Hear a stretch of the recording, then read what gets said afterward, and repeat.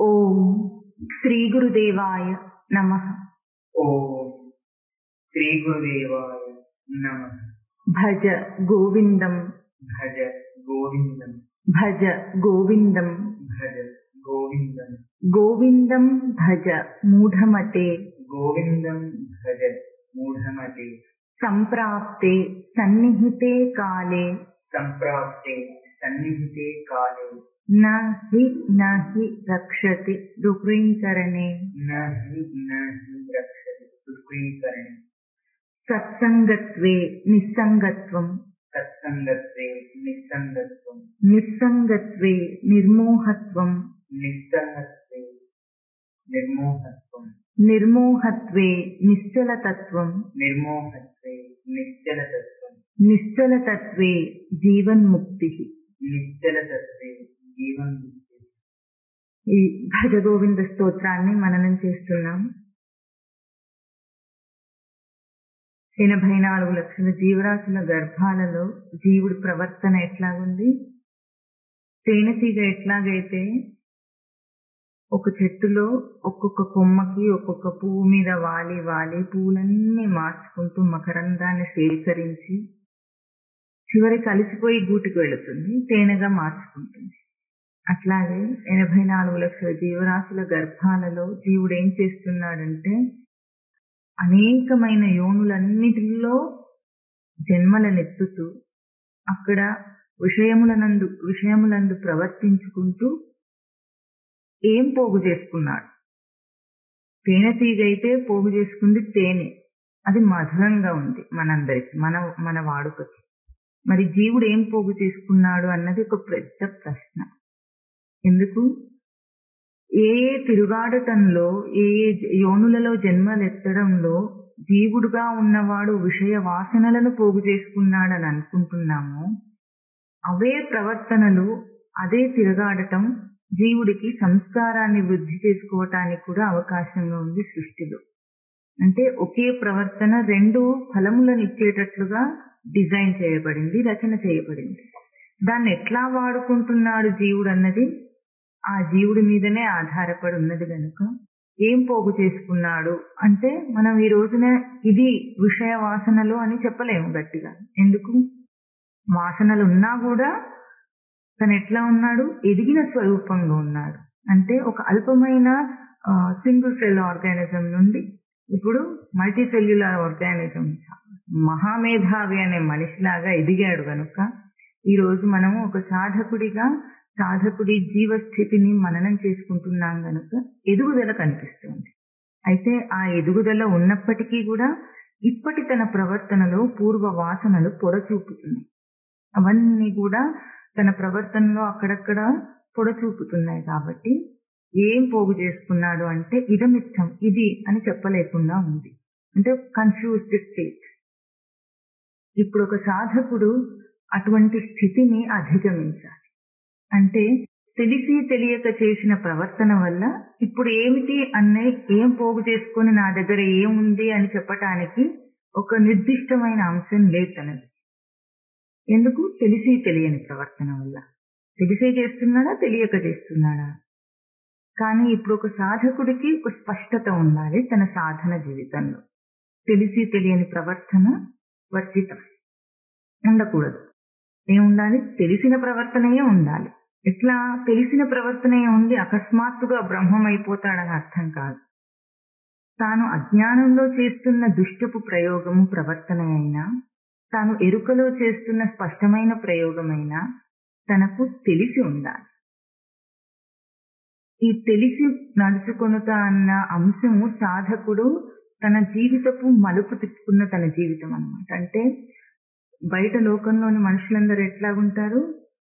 వాళ్ళందరూ కూడా సెన్స్ లేకుండా ఏం ప్రవర్తించరు. ఎట్లా ఉంటుంది? విషయ దృష్టి సెన్స్ లోనే ప్రవర్తిస్తున్నారు. వాళ్ళకి ఏమి తెలియని వెర్రి వెంగళప్పలు ఏం కాదు. కానీ వాళ్ళ ఎరుక తెలియట అంతా ఎట్లా ఉంది? విషయ దృష్టి పరంగా ఉంది. కాబట్టి వాళ్ళు తెలియని వాళ్ళు అనటం లేదు. కానీ ఇప్పుడు తెలిసి తెలియని ప్రవర్తన నుండి కేవలం తెలిసిన ప్రవర్తన అన్న సాధకుడు మలుపు తిప్పుకోవటంలో గుర్తించవలసింది ఏమిటంటే తెలియవలసింది విషయ దృష్టిపరమైన అంశం కాదు, తనకు పారమార్థికమైన తన అంశం, తన అంశమును గుర్తించుకుంటూ ప్రవర్తించటం అన్నదే తెలియటం అనబడుతుంది గాని లోకంలో ఏవేవో తెలిస్తే తెలిసిన ప్రవర్తన అనిపించబడదు. లోకంలో విషయ దృష్టిలో, లౌకిక దృష్టిలో ఎంతెంత మేధావి అయినా సరే, ఎన్ని తెలుసుకున్నవాడైనా సరే, ఈ రోజు సాధకుడిగా ఉన్నవాడు వాడిలాగా అంత లౌకిక జ్ఞానం లేకపోవచ్చు వాడికి. అయినప్పటికీ అది అక్కడ పరిగణించవలసిన అంశం కాదు, లెక్క పెట్టదగిన అంశం కాదు. బయటిదంతా తెలుసుకుంటే తను తెలిసిన వాడు కావటం లేదు. ఎందుకు? ఈ బయటివన్నీ ఏవేవి పోగు చేసుకున్నాడో ఆ జ్ఞానం అంతా తనకు ఈ దేహం విడిచినప్పుడుతో వెళ్ళిపోతుంది.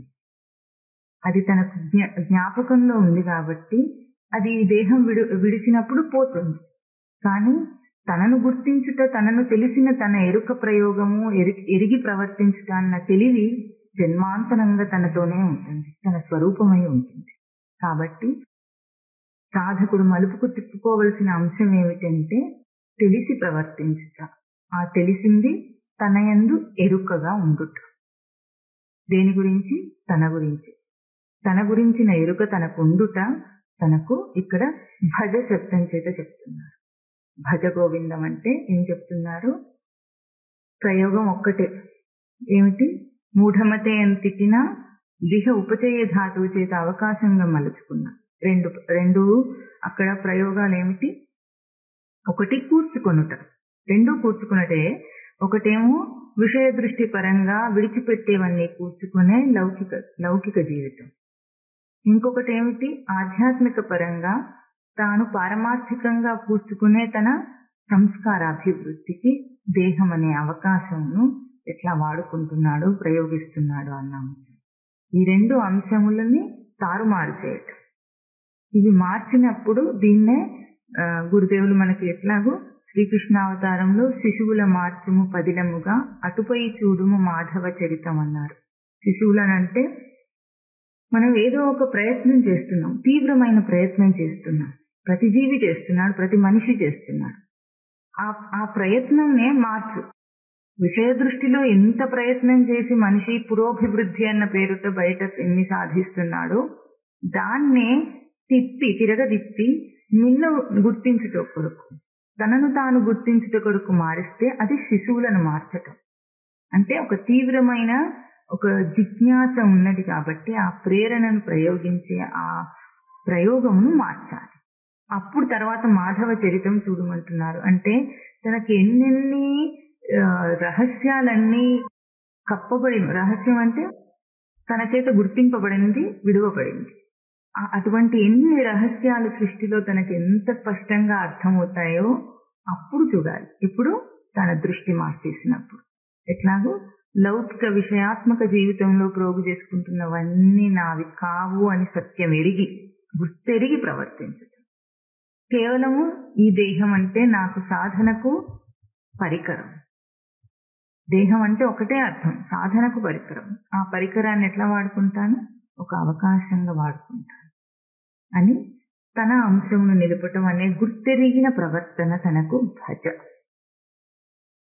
భజ అన్న ఒక ఆదేశం, సృష్టి ఆదేశం, గురువు ఆదేశం, శాస్త్ర ఆదేశం.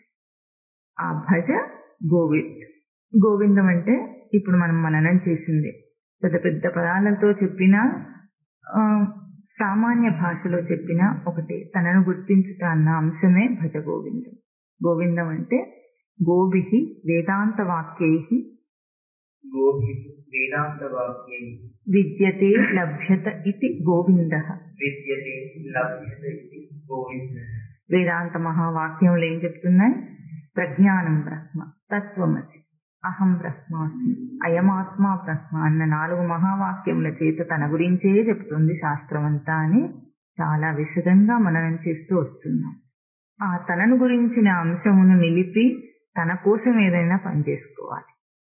పుట్టిన దగ్గర నుండి మళ్ళీ వెళ్ళిపోయేదాకా తనను విడిచి బ్రతకటం అనేది ఎంత అజ్ఞానం అంటే, ఆ అజ్ఞానానికి వాసిష్ఠ రామాయణంలో వశిష్ఠుల వారు ఏం చెప్పారు? వరం కర్తమపేకత్వం, మలకీటకత వరం, వరం అంధగుహాయిత్వం, నరస్య అవిచారిత. అంటే విచారణ లేని మనిషి కంటే కర్దమ వేకత్వం, బురదలో బెకబెక కొట్టుకునే కప్ప మేలట, కప్పగా ఉండటం మేలట. అంటే కప్పకి దాని జీవితం, దాని పరిధి ఎంత, అది ఏ గుంటలో ఉంటుందో, ఏ బావిలో ఉంటుందో అదే దాని లోకం. ఆ పైన సృష్టి ఎంత విశాలంగా ఉన్నా దానికి ఏమీ అక్కర్లేదు. ఎట్లాగో అందులోనే కొట్టుకొని ఎట్లా తన దేహం తెచ్చుకొని దేహం విడిచిపోతుందో అట్లా ఉండటం మేలట. మలకీటకతావరం అంటే మలంలో కొట్టుకున్నాడే కీటకం, కఫంలో, మురికిలో, మలంలో కొట్టుకునే ఒక కీటకం ఎట్లా ఉంటుందో దాని జీవితం అంతా అంతే, ఆ పరిధిలోనే ఉంటుంది. అట్లా ఉండటం మేలట. వరం అంధగుహాయిత్వం, అంధగుహ అంటే చీకటి గుహలో ఉండే ఒక పాములాగా ఉండటం మేలట. దేనికంటే నరస్య అవిచారిత, అవిచారిత నరహ, విచారణ లేకుండా దేహం తెచ్చుకొని దేహం విడిచిపోవటము పాడిక. మనిషిగా పుట్టి ఇవన్నీ తెలివి లేనివి అనే అల్పమైన ప్రాణులుగా మన చేత గుర్తింపబడుతుంది. అటువంటప్పుడు నీ తెలివేమి వాటికంటే ఎక్కువగా? ఒక నూతిలో కప్పలాగా ఒక చిన్న సంసారంలోనే నా జీవితం అనుకుని ఇరుక్కునే మనిషికి అన్నిటినీ పట్టించుకునే తీరిక ఉంది కానీ తనను పట్టించుకునే తీరిక లేని మనిషికి ఏం చెప్పాలి? ఏం చెబితే వీడికి చచ్చరబుడుతుంది అని శాస్త్రం పలు విధాలుగా ఎదురు చూస్తుంది, విస్మయం పొందుతుంది. ఏం చెప్పాలి వీడికి, ఇప్పుడు ఏం చెప్పాలి అని. కానీ ఎన్నో రకాలుగా మనిషికి చెప్పే ప్రయత్నం వెంటబడి వెన్నంటి చేస్తుంది తన సృష్టి, తనలోనే ఉన్న తన సృష్టి. కనుక విచారణ లేకుండా ఉండటం మనిషిగా జన్మనెత్తిన ప్రాణికి, జీవుడికి సరిపడదు. విచారణ కర్తవ్యం. ఇది మనకు గురుదేవులు అందించిన ఒక తత్వదృష్టి. ఈ మఠంలో అన్నిటికంటే ముఖ్యమైన సాధన ఏమిటంటే విచారణ. విచారణకు తాను నిలకడను పొందట కొరకు ఆచరణ, అనుష్ఠానము, ఆచరణ. అనుష్ఠానము, ఆచరణ ద్వారా నిలకడను పొంది ఆ నిలకడ గల చిత్తంలో విచారణ చేసుకోవాలి. ఇది మనకు ఇక్కడ గురుదేవులు అందించిన పెద్ద సాధన. ఒకటే సాధన, పెద్ద సాధన, సృష్టిలో ఉత్తమమైన సాధన. ఇంతకు మించిన గొప్ప సాధన ఏం లేదు, తపస్సు ఏమీ లేదు సృష్టిలో. కనుక భజ గోవిందం అంటే ఏమిటి? మళ్ళీ మళ్ళీ మళ్ళీ మళ్ళీ మర్చిపోకుండా. మొన్న ఒకసారి ఇట్లాగే మొరగుళ్ళు ఎవరికో చెప్తే మర్చిపోతామన్నా. మర్చిపోవడానికి ఇది మనవడి పేరు కాదు, మతిమరపు వచ్చిన తర్వాత మర్చిపోవడానికి. ఏమిటిది? నేను అన్న అంతఃస్ఫురణ. అంతఃస్ఫురణను మర్చిపోవడం ఏమిటి? అది మరపు కాదు, అదేమిటంటే నిర్లక్ష్యం. నిర్లక్ష్యం వల్లనే తనకు దృష్టి లేదు కానీ లక్ష్య పెట్టిన తర్వాత మరచిపోవడానికి ఇది బయట విషయం కాదు, మెమొరీలో గుర్తుంచుకోవడానికి. అది అంతఃస్ఫురణ. నువ్వు వద్దన్నా నీ లోపల నుండి నేను నేను అన్న అంతఃస్ఫురణ లోపల నుండి వస్తూనే ఉంటుంది. నిన్ను విడిచిపెట్టదు. అది ఎందుకు విడిచిపెట్టదు? అదే నీ స్వరూపం కనుక. ఇప్పుడు భజ గోవిందం, భజ గోవిందం, భజ గోవిందం అని వెంటబడుతుంది. గోవిందుణ్ణి భజించు అంటే నిన్ను పరిగణలోకి తీసుకో. ఇప్పుడు ఆ నేను అన్న అంశాన్ని ఎన్ని దుష్ట ప్రయోగాల్లో మనిషి ఏం చేస్తున్నాడు? ఒక పెద్ద అన్ని కలిపి ఒక పదంలో చెప్పాలంటే పెద్ద సంసారాన్ని ఏర్పాటు చేసుకున్నాడు. ఆ సంసారాన్ని దుయ్యబడుతున్నారు మొదటి నుండి అన్ని చరణాల్లో. ఎన్ని రోజుల నుండి మనకి ఏమిటి? మనం చేసే పనులన్నిటినీ దుయ్యబట్టడమే శంకరుల పనిలాగా, శాస్త్రవాక్యం లాగా, గురుదేవుల పనిలాగా ఇదే పని. నువ్వు చేసేవన్నీ తప్పులు, నువ్వు చేసేవన్నీ తప్పులు అని వెంటబడుతున్నారు. ఊరికే తప్పు అని చెప్పకపోతే ఏం చేయాలో చెప్పురాదు అని అంటారు. ఎందుకు? మనుషులు సాధారణంగా అభిమాన ధనులు కనుక వాళ్ళు చేసే పనిని పదే తప్పు అంటే పాపము నొచ్చుకుంటారు కనుక ఏం చేస్తున్నారు? ఏదో ఒకటి చెప్పి ఇప్పుడు చేస్తానంటున్నారు. ఆ మాట నువ్వు అడిగితే చెప్పటానికి శాస్త్రం ఎదురు చూస్తుంది. ఎప్పుడెప్పుడు ఎవరు అడుగుతారా చెబుదామని. అదే ఈరోజు మనకి చెప్పబడింది. ఏమంటున్నారు? సత్సంగత్వే నిస్సంగత్వం, నిస్సంగత్వే నిర్మోహత్వం, నిర్మోహత్వే నిశ్చలతత్వం, నిశ్చలతత్వే జీవన్ముక్తి.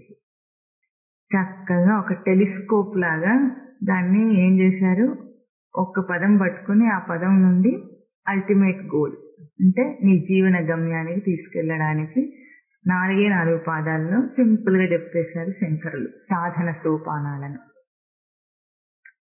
ఇంత సంసార దృష్టి నాకు పోవాలంటే ఇప్పుడు ఏం చేయాలి అని అడగాలి సాధకుడు. ఎప్పుడు అడుగుతాడు ఈ ప్రశ్న? ఎన్ని ప్రవచనాలు విన్నా ఈ ప్రశ్న రాదు వాడికి. ఎప్పుడు వస్తుంది? లోపల ఆ విషయ దృష్టి వల్ల తాను జీవితంలో గడుపుతున్న జీవితం వల్ల సాధన జీవితమే అనుకున్నా కూడా విసుగు విరక్తి వస్తే అప్పుడు విచారణ వస్తుంది మనిషి. లేకపోతే సాధారణ శ్రోతలందరూ ఎట్లా ఉంటారు? వింటారు, చాలా చాలా బాగుంది అనుకుంటారు. కానీ ఆ చాలా చాలా బాగున్నది తన గురించే, తన కోసమే, తన విచారణ అన్న అంశంని అక్కడ నిలకడ ఉండదు. ఆ ప్రశ్న వేయి ముందు. ఇప్పుడు ఏం చేయాలని అడుగు. ఎప్పుడైనా మనము గురువు దగ్గరకు వెళ్ళి ఇప్పుడు ఏం చేయాలని అడిగామా? అందరికి ఎవరికి వాళ్ళు నేనైతే అడిగానని అనుకుంటున్నారేమో మనసుల్లో. కానీ అడగటం అంటే చూస్తామని ఒక ప్రశ్న వేయటం కాదు. భగవద్గీత ఏం చెప్పింది? అడగటం ఎట్లా ఉండాలి? అడగటం ఎట్లా ఉండాలి? తత్వాన్ని ఎట్లా తెలుసుకోవాలి? భగవద్గీత ఏం చెప్పింది? తద్విద్ధి ప్రణిపాతేన పరిప్రశ్నేన సేవయ. తద్విద్ధి ప్రణిపాతేన పరిప్రశ్నేన సేవయ. తద్విద్ధి దానిని తెలుసుకో. ఎట్లాగూ? ప్రణిపాతేన పరిప్రశ్నేన సేవయ. 3 చూపించింది. ఒకటి ప్రణిపాతం అంటే వినయంతో వినమ్రతతో నమస్కారం చేయమంటుంది. ముందు నమస్కారం చేయటంలో ఏమవుతుంది? ముందు నమస్కారం చేయటం అంటేనే గుర్తింపు మనకి ఏముండాలంటే తన వినయాన్ని పలికించుకొని, అంటే వినయాన్ని పలికించుకోవటం అంటే పొంగటం అనే అర్థం కాదు. ఆ వంగటంలో ఏం చేస్తున్నాడంటే వినయం, తనను పొందుతున్నాడు. అంటే తన నిజ స్థితిని నిలుపుకొని అహంకారాన్ని విడిచేస్తున్నాడు. అహంకారం అంటే ఫాల్స్ ఐడెంటిఫికేషన్, తప్పుడు గుర్తింపుతో. అంటే ఇప్పుడు ఒక గొప్ప గొప్ప వ్యక్తులు ఎంతో మంది ఉంటారు. అంటే పెద్ద పెద్ద రాజకీయ నాయకులు కావచ్చు, శాస్త్రజ్ఞానులు కావచ్చు, విజ్ఞానవేత్తలు, పండితులు, ఎంతమంది గొప్పవాళ్ళు అనబడే లౌకికంగా ఉన్న గొప్పవాళ్ళందరూ కూడా ఒక జ్ఞానిని చూసి నమస్కారం చేస్తున్నాడంటే అర్థం ఏమిటంటే వాళ్ళ తప్పుడు గుర్తింపు, అహంకారం అనే తప్పుడు గుర్తింపు. అంటే నేను ఫలానా అన్న గుర్తింపును వదిలేసి, అక్కడ ఆ ఫలానా గుర్తింపు వదిలేస్తే ఏమవుతుంది? మిగిలేదెవరు?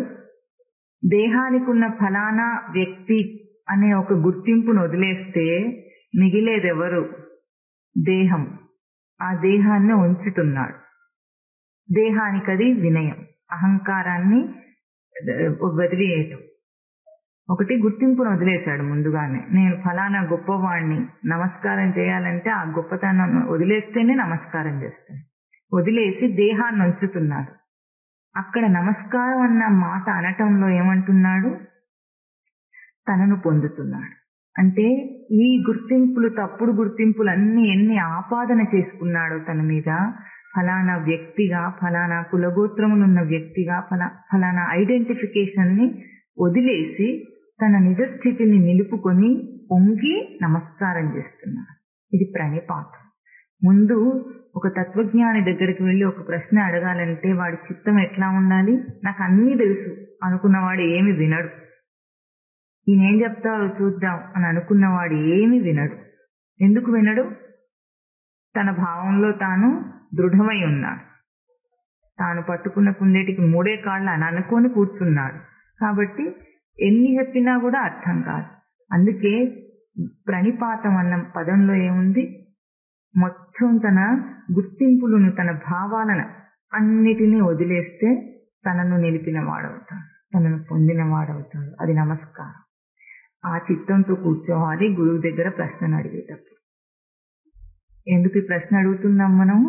సంసారాన్ని దుయ్యబడితే పట్టారు కానీ సరే ఇప్పుడు నన్ను ఏం చేయమంటారని అడిగే ప్రశ్న అడగబోతున్నాడు గురువు. అందుకు ముందు తన చిత్తం ఎట్లా ఉండాలి?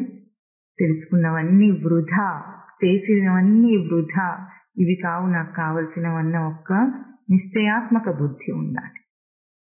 ఇది ప్రణిపాతం. పరిప్రశ్న చేయటం అంటే ప్రశ్న మీద ప్రశ్న అడగటమా? ఆయన చెప్పలేని ప్రశ్న అడుగుతారు చూడు అని ఛాలెంజ్ చేయటమా? పరిప్రశ్న అంటే ఏమర్థం అవుతుంది? పరిప్రశ్న అంటే నీకు ఏ సందేహం అయితే ఉందో ఆ సందేహం మీద నువ్వు ముందుగా కాస్త విచారించు. సందేహం తనను అడిగి తన దగ్గర తనకు సమాధానం లభించకపోతే, దొరకకపోతే అప్పుడు గురువు దగ్గరకు వెళ్ళాలి. అంటే ఇదివరకే దాని మీద కాస్త విచారణ చేసిన చిత్తం ఎట్లా ఉంటుంది? తనకేమి తోచలేని అగమ్య స్థితిలో అప్పుడు గురువుని అడుగుతాను. అంతేగాని ఏదో తుస్సుమని ఒక ప్రశ్న వేస్తే ఆయన పాటికి 2 గంటలు వాగుతాడు. అర్జునుడు అడిగిన ప్రశ్నకి ఏం చేస్తాడు? ఆయన 700 శ్లోకాలు అట్లా ఏకరువు పెడుతూ చెబుతూనే ఉన్నాడు. శాస్త్రం వాగుతూనే ఉంటుంది. అన్ని ఉపనిషత్తుల్లో అట్లాగే ఉంటాయి కథలన్నీ. ఇవన్నీ ఒక గురువు దగ్గరకు వెళ్తారు, వీడు ఒక ప్రశ్న అడుగుతాడు. ఆయన చాటభారతం చెప్పినట్టు పూర్తిగా ఇన్ని శ్లోకాలు మంత్రాల్లో చెప్పుకుంటూ వెళ్ళిపోతూనే ఉంటారని అట్లా అడగకూడదు. ఇదివరకే తను సాధన చేసిన వాడై, ఎట్లాగో ప్రతి ఉపనిషత్తు ప్రతి గ్రంథము కూడా అథ అన్న ఒక పదంతో మొదలవుతుంది. అథ అంటే అటు పిమ్మట. దేని పిమ్మట? సాధన చతుష్టయ సంపదనంతా సాధించిన పిమ్మట అప్పుడు వచ్చి ప్రశ్న వేస్తే నీ చిత్తానికి చెప్పబోయే సమాధానం అర్థమవుతుంది. ఇంట్లో టీవీ సీరియల్ చూస్తూ ధర్మ సందేహాలు కార్యక్రమంలో అడిగిన ప్రశ్నలాగా అడిగితే అర్థం కాదు. ఎట్లా ఉంటాయి వాళ్ళ ప్రశ్నలు? పొద్దున్నే ఇల్లు ఊడ్చుకోవడం చేతగాకపోయినప్పటికీ పూజ గది ఒక్కటే ఊడ్చుకొని పూజ చేయొచ్చా అని ఎట్లా అడుగుతారు? ఫోన్లో, ఆన్లైన్. అట్లా అడిగితే తత్వజ్ఞానం అందదు అబ్బాయి అంటున్నారు పరమస్వామి గారు. అది అడగాలంటే నువ్వు ఎట్లా ఉండాలి? పూర్తి సాధన చతుష్టయ సంపదనంతా సంపదగా చేసుకున్నవాడు, పొందిన వాడవై ఉండి అటువంటి చిత్తంతో విచారణ చేసిన వాడివై ఇప్పుడు ఎట్లాగు అని అడగాలి. అడిగితే అప్పుడు సమాధానం వస్తుంది. ఛాందోగ్యోపనిషత్తులో ఎట్లాగూ అశ్వపతి అని ఒక రాజర్షి, ఆ రాజర్షి దగ్గరికి 6 వేరు స్థాయిలకు చెందిన సాధకులు వెళ్తారు. ఎందుకు? ఆత్మను గురించి ప్రశ్న అడగటానికి. అప్పుడు అశ్వపతి ఏం అడుగుతాడంటే, ముందు నువ్వు దేనిని ఆత్మ అనుకుని సాధన చేస్తున్నావు అని అడుగుతాడు ఒక్కొక్కరిని. వాళ్ళు దీనిని ప్రాణాన్ని ఆత్మ అనుకుంటున్నాను, వాయువుని ఆత్మ అనుకుంటున్నాను, పృథ్వీని ఆత్మ అనుకుంటున్నానని వాళ్ళ దేన్ని ఉపాసన చేస్తున్నారో అది చెప్తారు. చెప్తే ఈ అశ్వపతి ఏం చేస్తాడంటే, నువ్వేదనుకుంటున్నావో అదే ఆత్మతత్వం ఇచ్చుగాక, అదే ఆత్మతత్వం ఇచ్చుగాక, అదే ఆత్మతత్వం అగుగాక అని చెప్తుంటాడు. నీకు ఆయన చెప్పేదేమిటి, వీళ్ళు అడిగేదేమిటి అంటే అక్కడ ఏమిటి అర్థం అంటే, ఇదివరకే తీవ్రంగా దాని మీద సాధన చేసినప్పటికీ ఏ ఆత్మానుభూతిని తాను పొందలేకపోతున్నాడో అనుభవంలో దానిని గురించి అడుగుతున్నాడు. ఇప్పుడు అట్లా ఉండాలి. మనము తత్వజ్ఞానం గురించి ఒక ప్రశ్న వేయాలంటే, అయితే ఇంకా నేను ప్రశ్ననే అడగను పో అని అనకూడదు. దీనికి సంసిద్ధుడు కావాలి సాధకుడు. అదే కదా సాధన అంటే, భజగోవిందం అంటే. మరి ఇప్పుడు ఎట్లాగూ పరిప్రశ్న అంటే పాలన పూరణగా ప్రశ్న. తన పాలన పూరణలలో అంటే తను సాధన చేసిన వాడే, దాని మీద విచారించిన వాడే అప్పటికీ దిక్కు తోచగా గురువును ఆశ్రయిస్తున్నాడు. ప్రణిపాతేన పరిప్రశ్నేన సేవయా, సేవించుట. గురువుని సేవించి ప్రశ్న అడగాలట. గురువుని సేవ చేయటం అంటే మనకేం కనిపిస్తుంది? లౌకికంగా ఆ గురువుకి కావలసిన దైహికమైన అవసరాలను తీర్చుట, కాళ్ళు నొక్కుట, ఇటువంటివి ఏవైనా దైహికంగా ఆయనకి ఏమేం కావాలో అవన్నీ సమకూర్చుట, ఆయన ఆశ్రమమో మఠమో పెట్టుకుంటే దానికి ధనము, శ్రమ, కాలము దానం చేసి సేవ చేయటం. ఇవన్నీ గురువుకి తాను చేసే సేవలుగా మనకు కనిపిస్తున్నాయి. ఇది ఒక విధంగా ఎట్లాగూ బాహ్యమైన ఒక సేవయే, కాదనేం అర్థం కాదు, చేయవలసింది. కానీ ఇంకా కూడా దీనికి లోతైన అర్థం ఎట్లా ఉంటుంది? గురువుని సేవించటం అంటే, తనను సేవించటం అంటే, భజ అన్న పదంలో మనం ఎట్లా మననం చేస్తున్నాం? తనను తాను సేవించడం అంటే తనను నిలుపుకొనుట, తనను గుర్తించుట, తనను ఎరుకలో నిలుపుట. ఇది మనం భజ సేవాయాం ధాతువు చేత మననం చేస్తున్నాం. అట్లాగే గురువును సేవించటం అంటే ఏమిటంటే, గురువును గుర్తించాలంటే తనకు కూడా గురుత్వం ఉండాలి. తనకు గురుత్వం లేక గురువును గుర్తించలేదు. గురుత్వం అంటే తను కూడా గురువైపోవాలని కాదు. గురుత్వం అంటే తనకు గ్రహింపు, వ్యక్తీకరణ, లేదా సాధారణ భాషలో చెప్పాలంటే ఆ గ్రహింపు. దేని యొక్క గ్రహింపు? ఆ గురువు యొక్క బోధ శైలి, తపస్సు, విజ్ఞానం అర్థం చేసుకునే అంత సాధారణ భాషలో మెచ్యూరిటీ తనకు ఉండాలి. అది గురుత్వం తనకి. మెచ్యూరిటీ లేకపోతే ఎట్లా ఉంటుంది? తననే గురువునే సందేహించే స్థితి కూడా రావచ్చు. అవాంతరం, పెద్ద అవాంతరం అట్లా కూడా ఉంటుంది లోకంలో. కాబట్టి గురువు యొక్క తత్వజ్ఞానాన్ని, తపస్సుని అర్థం చేసుకోవాలంటే తనకు అంత మెచ్యూర్డ్ మైండ్ ఉండాలి, ఆ గ్రహింపు ఉండాలి, ఆ మానసిక స్థితి ఉండాలి. అప్పుడే గుర్తించగలరు. ఇది సేవ, నిజమైన సేవ. అంటే ఎట్లాగైతే కయ్యానికైనా వియ్యానికైనా సమవుజ్జి ఉండాలి లోకంలో, భక్తికైనా సమవుజ్జి ఉండాలి, భక్తితో దైవానికి సమవుజ్జి ఉండాలి భక్తుడికి. అట్లాగే తత్వజ్ఞానం అందుకోవాలన్నా కూడా శిష్యుడికి గురువుతో సమవుజ్జి ఉండాలి. సమవుజ్జి ఉంటే అర్థం చేసుకునే తీరు వేరు, లేకుండానే అర్థం చేసుకునే తీరు వేరు. ఎన్ని ఆటంకములు వచ్చినా, ఎన్ని సమస్యలు కనిపించినా గురువు యొక్క తత్వజ్ఞానం నుండి తాను సడలకుండా ఉండగలిగే ఒక చిత్తాన్ని తాను ఏర్పాటు చేసుకోవాలి. ఎందుకు? బయట వ్యవహారాలన్నీ, బయట వచ్చే ఆటంకాలన్నీ కూడా విషయాత్మకం, వెళ్ళిపోయేది. కానీ తత్వజ్ఞానం నిజం, సత్యం. అదే తనకు లక్ష్యం.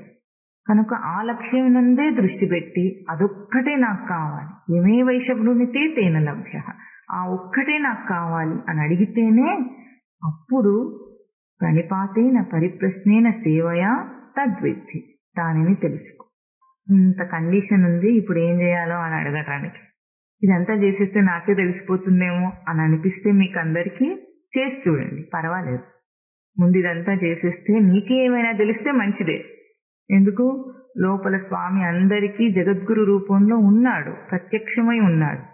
నువ్వు ప్రయత్నం చేస్తే పలుకుతాడు గ్యారెంటీ. అప్పటికీ నీకు దిక్కు తోచకపోతే గురువును పరిప్రశ్నవి. ఏమని? ఇప్పుడు ఏం చేయాలి? ఇన్ని రోజుల నుండి మా సంసారాన్ని దుయ్యబడుతున్నావు, ఇప్పుడు దాన్ని వదిలేస్తా నేను, ఏం చేయమంటావు అంటే, వాసిష్ఠ రామాయణం పురుష ప్రయత్నం అని మొదటి నుండి చివరి దాకా ఏకరువు పెట్టింది. ఇక్కడ ఏమంటున్నారు శంకరులు అంటే, మనకు సత్సంగం అని ఒక పదం చూపించారు. ఇక్కడ ఈ రోజు చరణంలో మనం చూపించిన ఆ చరణం అంతా కూడా ఒక పదం మీద ఆధారపడింది. ఏమిటి ఆ పదం అంటే సంగం అని చూపిస్తున్నారు. సంగం అట. ఆ సంగం ఏమిటి? మొత్తం అంతా ఎట్లా వచ్చింది? సత్సంగం, నిస్సంగం, నిర్మోహం, నిశ్చలతత్వం. దానికి గమ్యం ఏమైంది? జీవన్ముక్తి. మనకు ఒక గమ్యస్థానం చూపించారు, జీవన్ముక్తి చూపించారు. ఇప్పుడు మనం అడిగిన ప్రశ్నకి గురువు సమాధానం ఏమిటి? ముందేం చేయాలంటే సత్సాంగత్యం కావాలట మనందరికీ. మన సాంగత్యం ఎట్లా ఉంది? సంఘం అంటే అసలు సంఘం అంటే కూడి ఉండుట. అది వస్తుంది ఇది వస్తుంది. సంగమం అంటే చెప్పమ్మా, తప్పేం లేదు. ఒక పదాన్ని ఆలోచించాలి, నీకేం తెలియనివి కావు ఇవన్నీ. ఆలోచిస్తే అందరికీ అర్థం అవుతాయి. సాగర సంగమం అంటే సినిమా కాదు, నది సాగరంలో కలియటం, చేరుట అంటే సంగం. అట్లాగే అర్థం చేసుకోవాలి. కలయిక కలయిక వస్తుంది. ఇప్పుడు సంఘం అంటే కూడి ఉండుట అని చెప్తున్నారు మనకి. ముందు మనకి మన సంసార భావాలన్నీ పోవాలంటే ఏం కావాలి అని గురువుని అడిగిన ప్రశ్నకి ముందు మనకి ఇచ్చినది ఏమిటి? మొదటి సాధన ఏమిటంటే సాంగత్యాన్ని మార్చుకోవటం. మన సాంగత్యం ఎట్లా ఉంది? మనకు కావాల్సిందేమో ఇక్కడ ప్రకారంగా చూపించింది జీవన్ముక్తి. జీవన్ముక్తి కావాలి మనకి. కానీ మన సాంగత్యం ఎక్కడుంది? సంసార సాంగత్యంలో ఉంది. ఎట్లా ఉన్నారు? మన చుట్టుపక్కల ఉన్న వాళ్ళందరూ ఎట్లా ఉంటారు? మనకి కాస్తో కూస్తో మనకు కాస్త జిజ్ఞాస ఉంటే, పరమస్వామి వారు చెప్పిన ఒక ఉపమానం ఏమిటి దానికి? రోడ్డు మీద పోతూ ఉంటే దానికి కాస్త డాంబర్ అంటుకుంటూ ఉంటుంది కదా, దాని వెనకాల ఒకడుండి గీకేస్తూ ఉంటాడట ఎప్పటికప్పుడు. అట్లాగే మనకు అసలు ఏమి అంటనే అంటారు, సంసారంలో విరక్తి రానే రాదు. కాస్తో కూస్తో ఎప్పుడైనా వచ్చి ఏదైనా తెలుసుకుందామన్న జిజ్ఞాస వస్తే మన చుట్టూ ఉన్న వాళ్ళు ఏం చేస్తారు? దాన్ని గీకి పారేస్తారు. పీడపోయింది. ఆ కాస్త జిజ్ఞాస కూడా పోతుంది. అందుకే మనము సాధనలో ముందుకు వెళ్ళాలంటే ముందు సాంగత్యాన్ని మార్చాలి. సంసారంలో సాంగత్యం ఎట్లా ఉంటుంది? సంసారాభివృద్ధి అవుతుంది. లోకంలో సాంగత్యం ఎట్లా ఉంటుంది? లోకంలో అభివృద్ధి, పురోభివృద్ధి పొందుతాడు, డెవలప్ అవుతాడు. కానీ ఇప్పుడు మనకు కావాల్సింది అవి కాదు కనుక అక్కడ నుండి ఒక యూటర్న్ తీసుకోవాలి.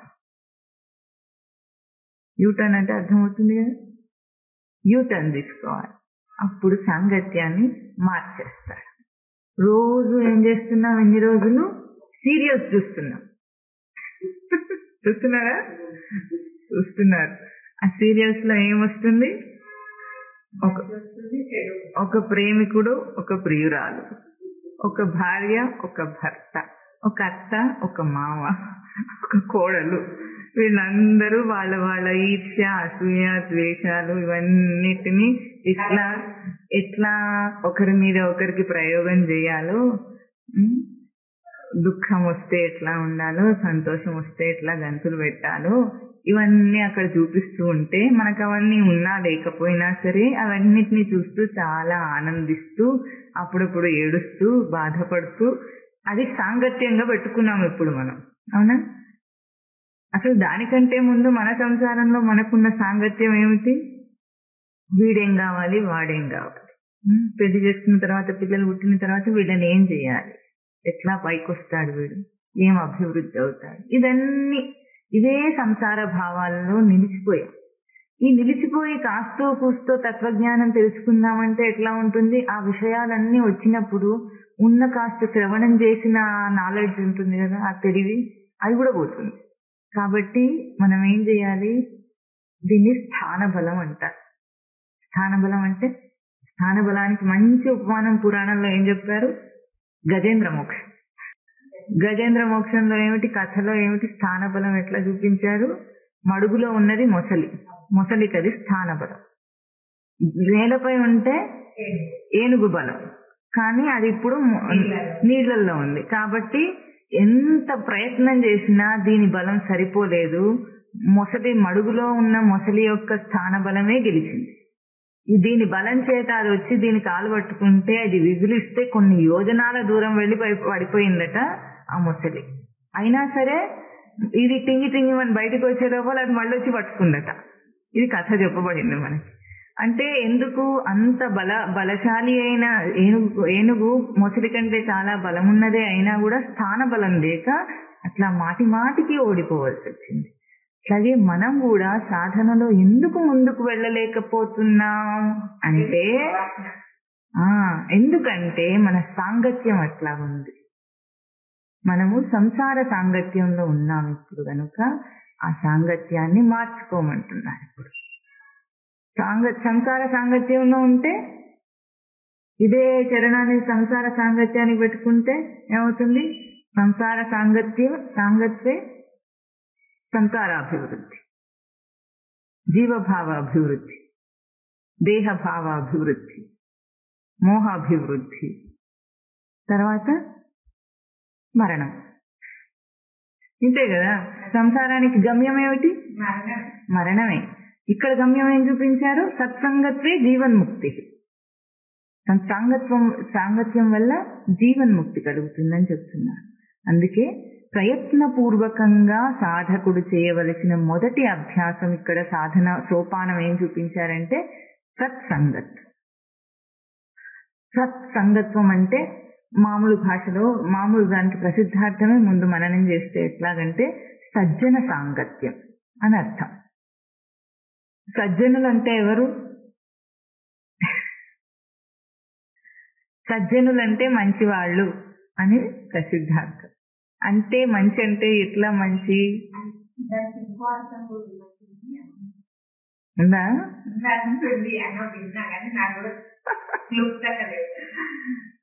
సజ్జనులంటే ఎటువంటి వాళ్ళంటే ఎవరు కాదో తెలుసుకుందాం ముందు. ఎవరైనా శాస్త్రం తెలిసిన వాళ్ళే అని అనుకుందాం. ఆ శాస్త్రం తెలిసిన వాళ్ళల్లో కూడా నిజంగా సత్పురుషులు సజ్జనులను ఎట్లా గుర్తించాలి అంటే ఒక్కటి ముందు గుర్తుంచుకోవాలి. ఏమిటంటే వాళ్ళు ఏదైనా చెప్తే, అంటే ఈ పూజ చేయి ఈ ఫలం వస్తుంది అని చెప్తే వాడు సజ్జనుడు కాడు అని నువ్వు నిర్ణయించుకోవాలి. అదేమిటి పూజ చేస్తే ఫలం వస్తే మంచిదే కదా అని అనుకోవద్దు. ఎందుకంటే నువ్వు చేసేదేమో చచ్చు పూజ. ఏం పూజ? కొబ్బరికాయ కొట్టి నాకు ఈ వరాలు కావాలి, ఆ వరాలు కావాలి, ఈ సుఖం కావాలి, ఆ సౌఖ్యం కావాలని కోరేది. అవన్నీ ఇక్కడ వదిలేసి వెళ్ళిపోతామా? అన్ని వదిలేస్తాం. కాబట్టి అది సత్సాంగత్యం కాదు. ఎందుకు? మన గమ్యం ఏమిటి? జీవన్ముక్తి. కాబట్టి జీవన్ముక్తి కంటే విరుద్ధంగా నీకేం చెప్పినా కూడా వాడు సజ్జనుడు కాదు. ఏదైనా చేస్తే ఇది వస్తుంది అని చెప్పాడంటే వాడు సజ్జనుడు కాదు. ఎందుకంటే ఒక ప్రతిఫల అపేక్ష లేకుండా చేయవలసింది సాధన.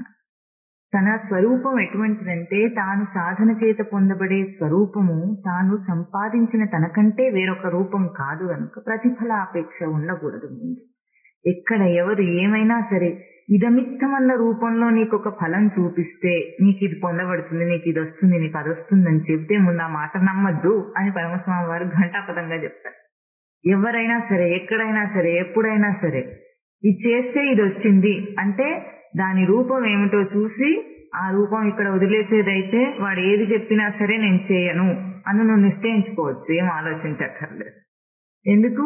ఇక్కడ వదిలిపోయే వాటి గురించే మనం ఇంతసేపు సోది కదా చెప్పుకుంటున్నాం.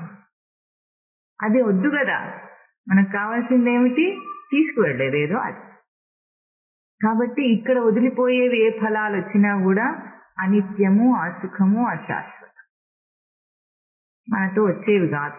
కాబట్టి అటువంటివి ఏ పూజలు చెప్పబడినా, ఏ నోములు చెప్పబడినా, ఏ వ్రతాలు చెప్పబడినా, ఏ యజ్ఞాలు చెప్పబడినా, ఏం చెప్పబడినా అవన్నీ విడిచిపెట్టేవే గనక అవి చెప్పేవాడు సత్పురుషుడు కాడు అని, నువ్వు సజ్జనుడు కాడు అని ఒక నిర్ణయానికి రావచ్చు. మరి ఏది చెప్పేవాడు సత్పురుషుడు సజ్జనుడు అంటే సత్ని చెప్పేవాడు మాత్రమే సజ్జనుడు. సత్ అంటే ఉనికి, ఉండుట, నీ ఉనికిని నీకు చూపించేవాడు. మనం అందరం ఉన్నామా? మనకు తెలుస్తుంది కదా ఉన్నామని తెలుస్తుందా లేదా? తెలుస్తుంది. ఆ తెలుస్తూ ఉంటే ఉన్నవాడిలాగా ఎప్పుడైనా నేనున్నానన్న దృష్టితో ప్రవర్తించామా ఇంతవరకు?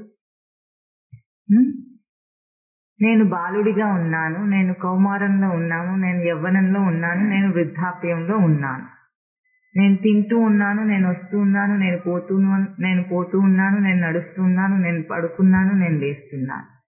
ఇన్ని ఉన్నానులు మాట్లాడామా? అన్ని అవస్థల్లో కూడా నేను మేలుకొని ఉన్నాను, నేను కలగలుగుతూ ఉన్నాను, నేను నిద్రపోయి ఉన్నాను. ఇన్ని మాట్లాడామా? జాగ్రత్త స్వప్న సుషుప్తి అవస్థల్లో నేనున్నానని మాట్లాడా. శైశవ బాల్య కౌమార యవ్వన వార్ధక్య దశల్లో నేనున్నానని మాట్లాడా. తన ప్రతి ఇంద్రియ చేష్టల్లో నేనున్నానని మాట్లాడా.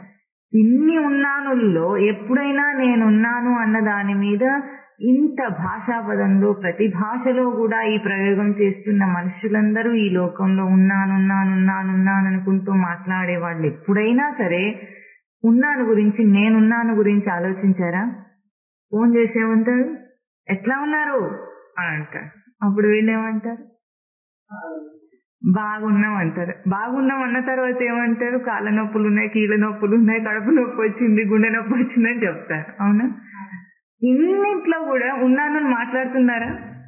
బాగున్నా అన్నా ఉన్నాను అన్నాడు, ఏడుస్తున్నానన్నా ఉన్నానన్నాడు, కాళ్ళ నొప్పి ఉందన్నా ఉన్నానన్నాడు.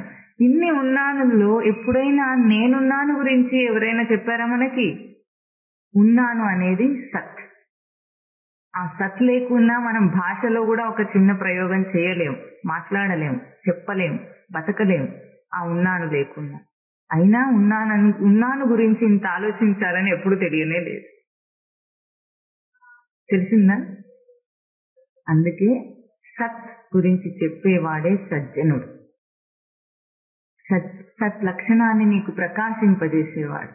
నువ్వు చేస్తున్న ఇన్ని ప్రయోగాలలో, జాగ్రత్త స్వప్న సుషుప్తి అవస్థలలో, శైశవ బాల్య కౌమార యవ్వన వార్ధక్య దశల్లో ఉన్నాను గురించి నువ్వు చేస్తున్న జపమును తీసి ఎత్తి చూపించే ఏ గురువు ఉంటాడో ఆ గురువే సజ్జనుడు.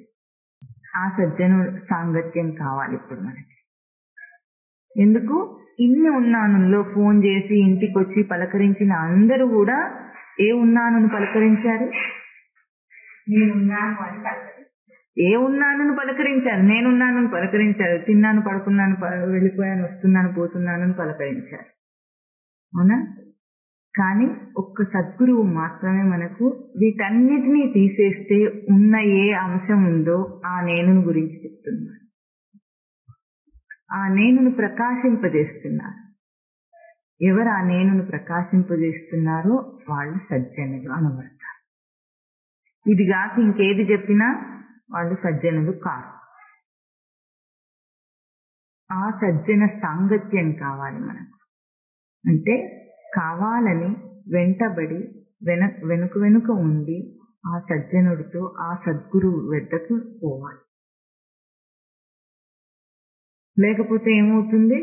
అందరూ మనని ఏ ఉన్నానులోకి లాగుతారు. సంసారంలో చేసే జపం ఉందే ఆ ఉన్నానులోకి లాగుతున్నారు. ఆ ఉన్నానంతా ఒలిచేస్తున్నారు. అక్కడే పోతుంది అది.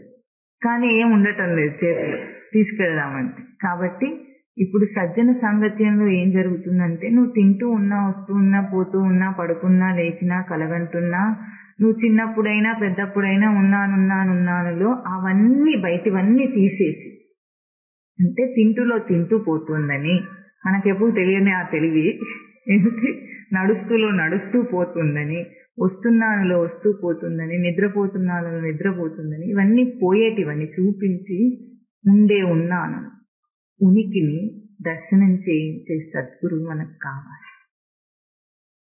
ఆ సద్గురువుని ప్రయత్నపూర్వకంగా ఆశ్రయించాలి. ఎట్లాగైతే లోకంలో ఒక కోర్స్ చదవాలంటే ఏం చేస్తాడు?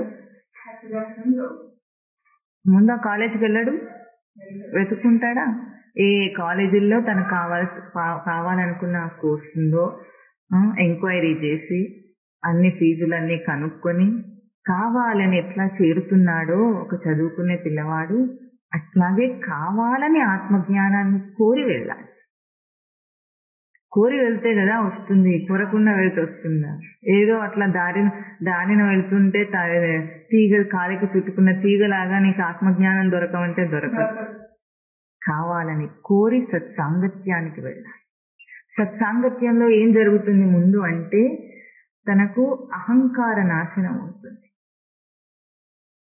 సత్సాంగత్యంలో ఏమవుతుంది? అహంకార నాశనం. అంటే ఏమిటంటే, అహంకారం అంటే నేను ఫలానా, నేనిది అని ఎన్ని తప్పుడు గుర్తింపులు చేసుకున్నాడో. ఇందాక ప్రణిపాతం అనే ఒక పదంలో మనం ఏం మననం చేసాం? నేను ఫలానా వ్యక్తిని అన్న ఒక గుర్తింపు, నేను ఫలానా గొప్పగా సాధించానన్న గుర్తింపు, ఫలానా గొప్ప కులంలో పుట్టానన్న గుర్తింపు, ఇవన్నీ గుర్తింపులు నాశమయ్యే ఒకే ఒక్క చోటేది? సద్గురు సాంగత్యం. అక్కడ ఇవన్నీ ఏముండవు. ఫలానా అన్న వ్యక్తిగత గుర్తింపు లేని స్థానం సద్గురు సన్నిధి. ఎందుకు? అక్కడ జీవుడిగానే ఎంచబడతాడు. సాధకుడు ఎట్లా ఎంచబడతాడు? జీవుడిగానే ఎంచబడాలి, ఎంచబడతాడు.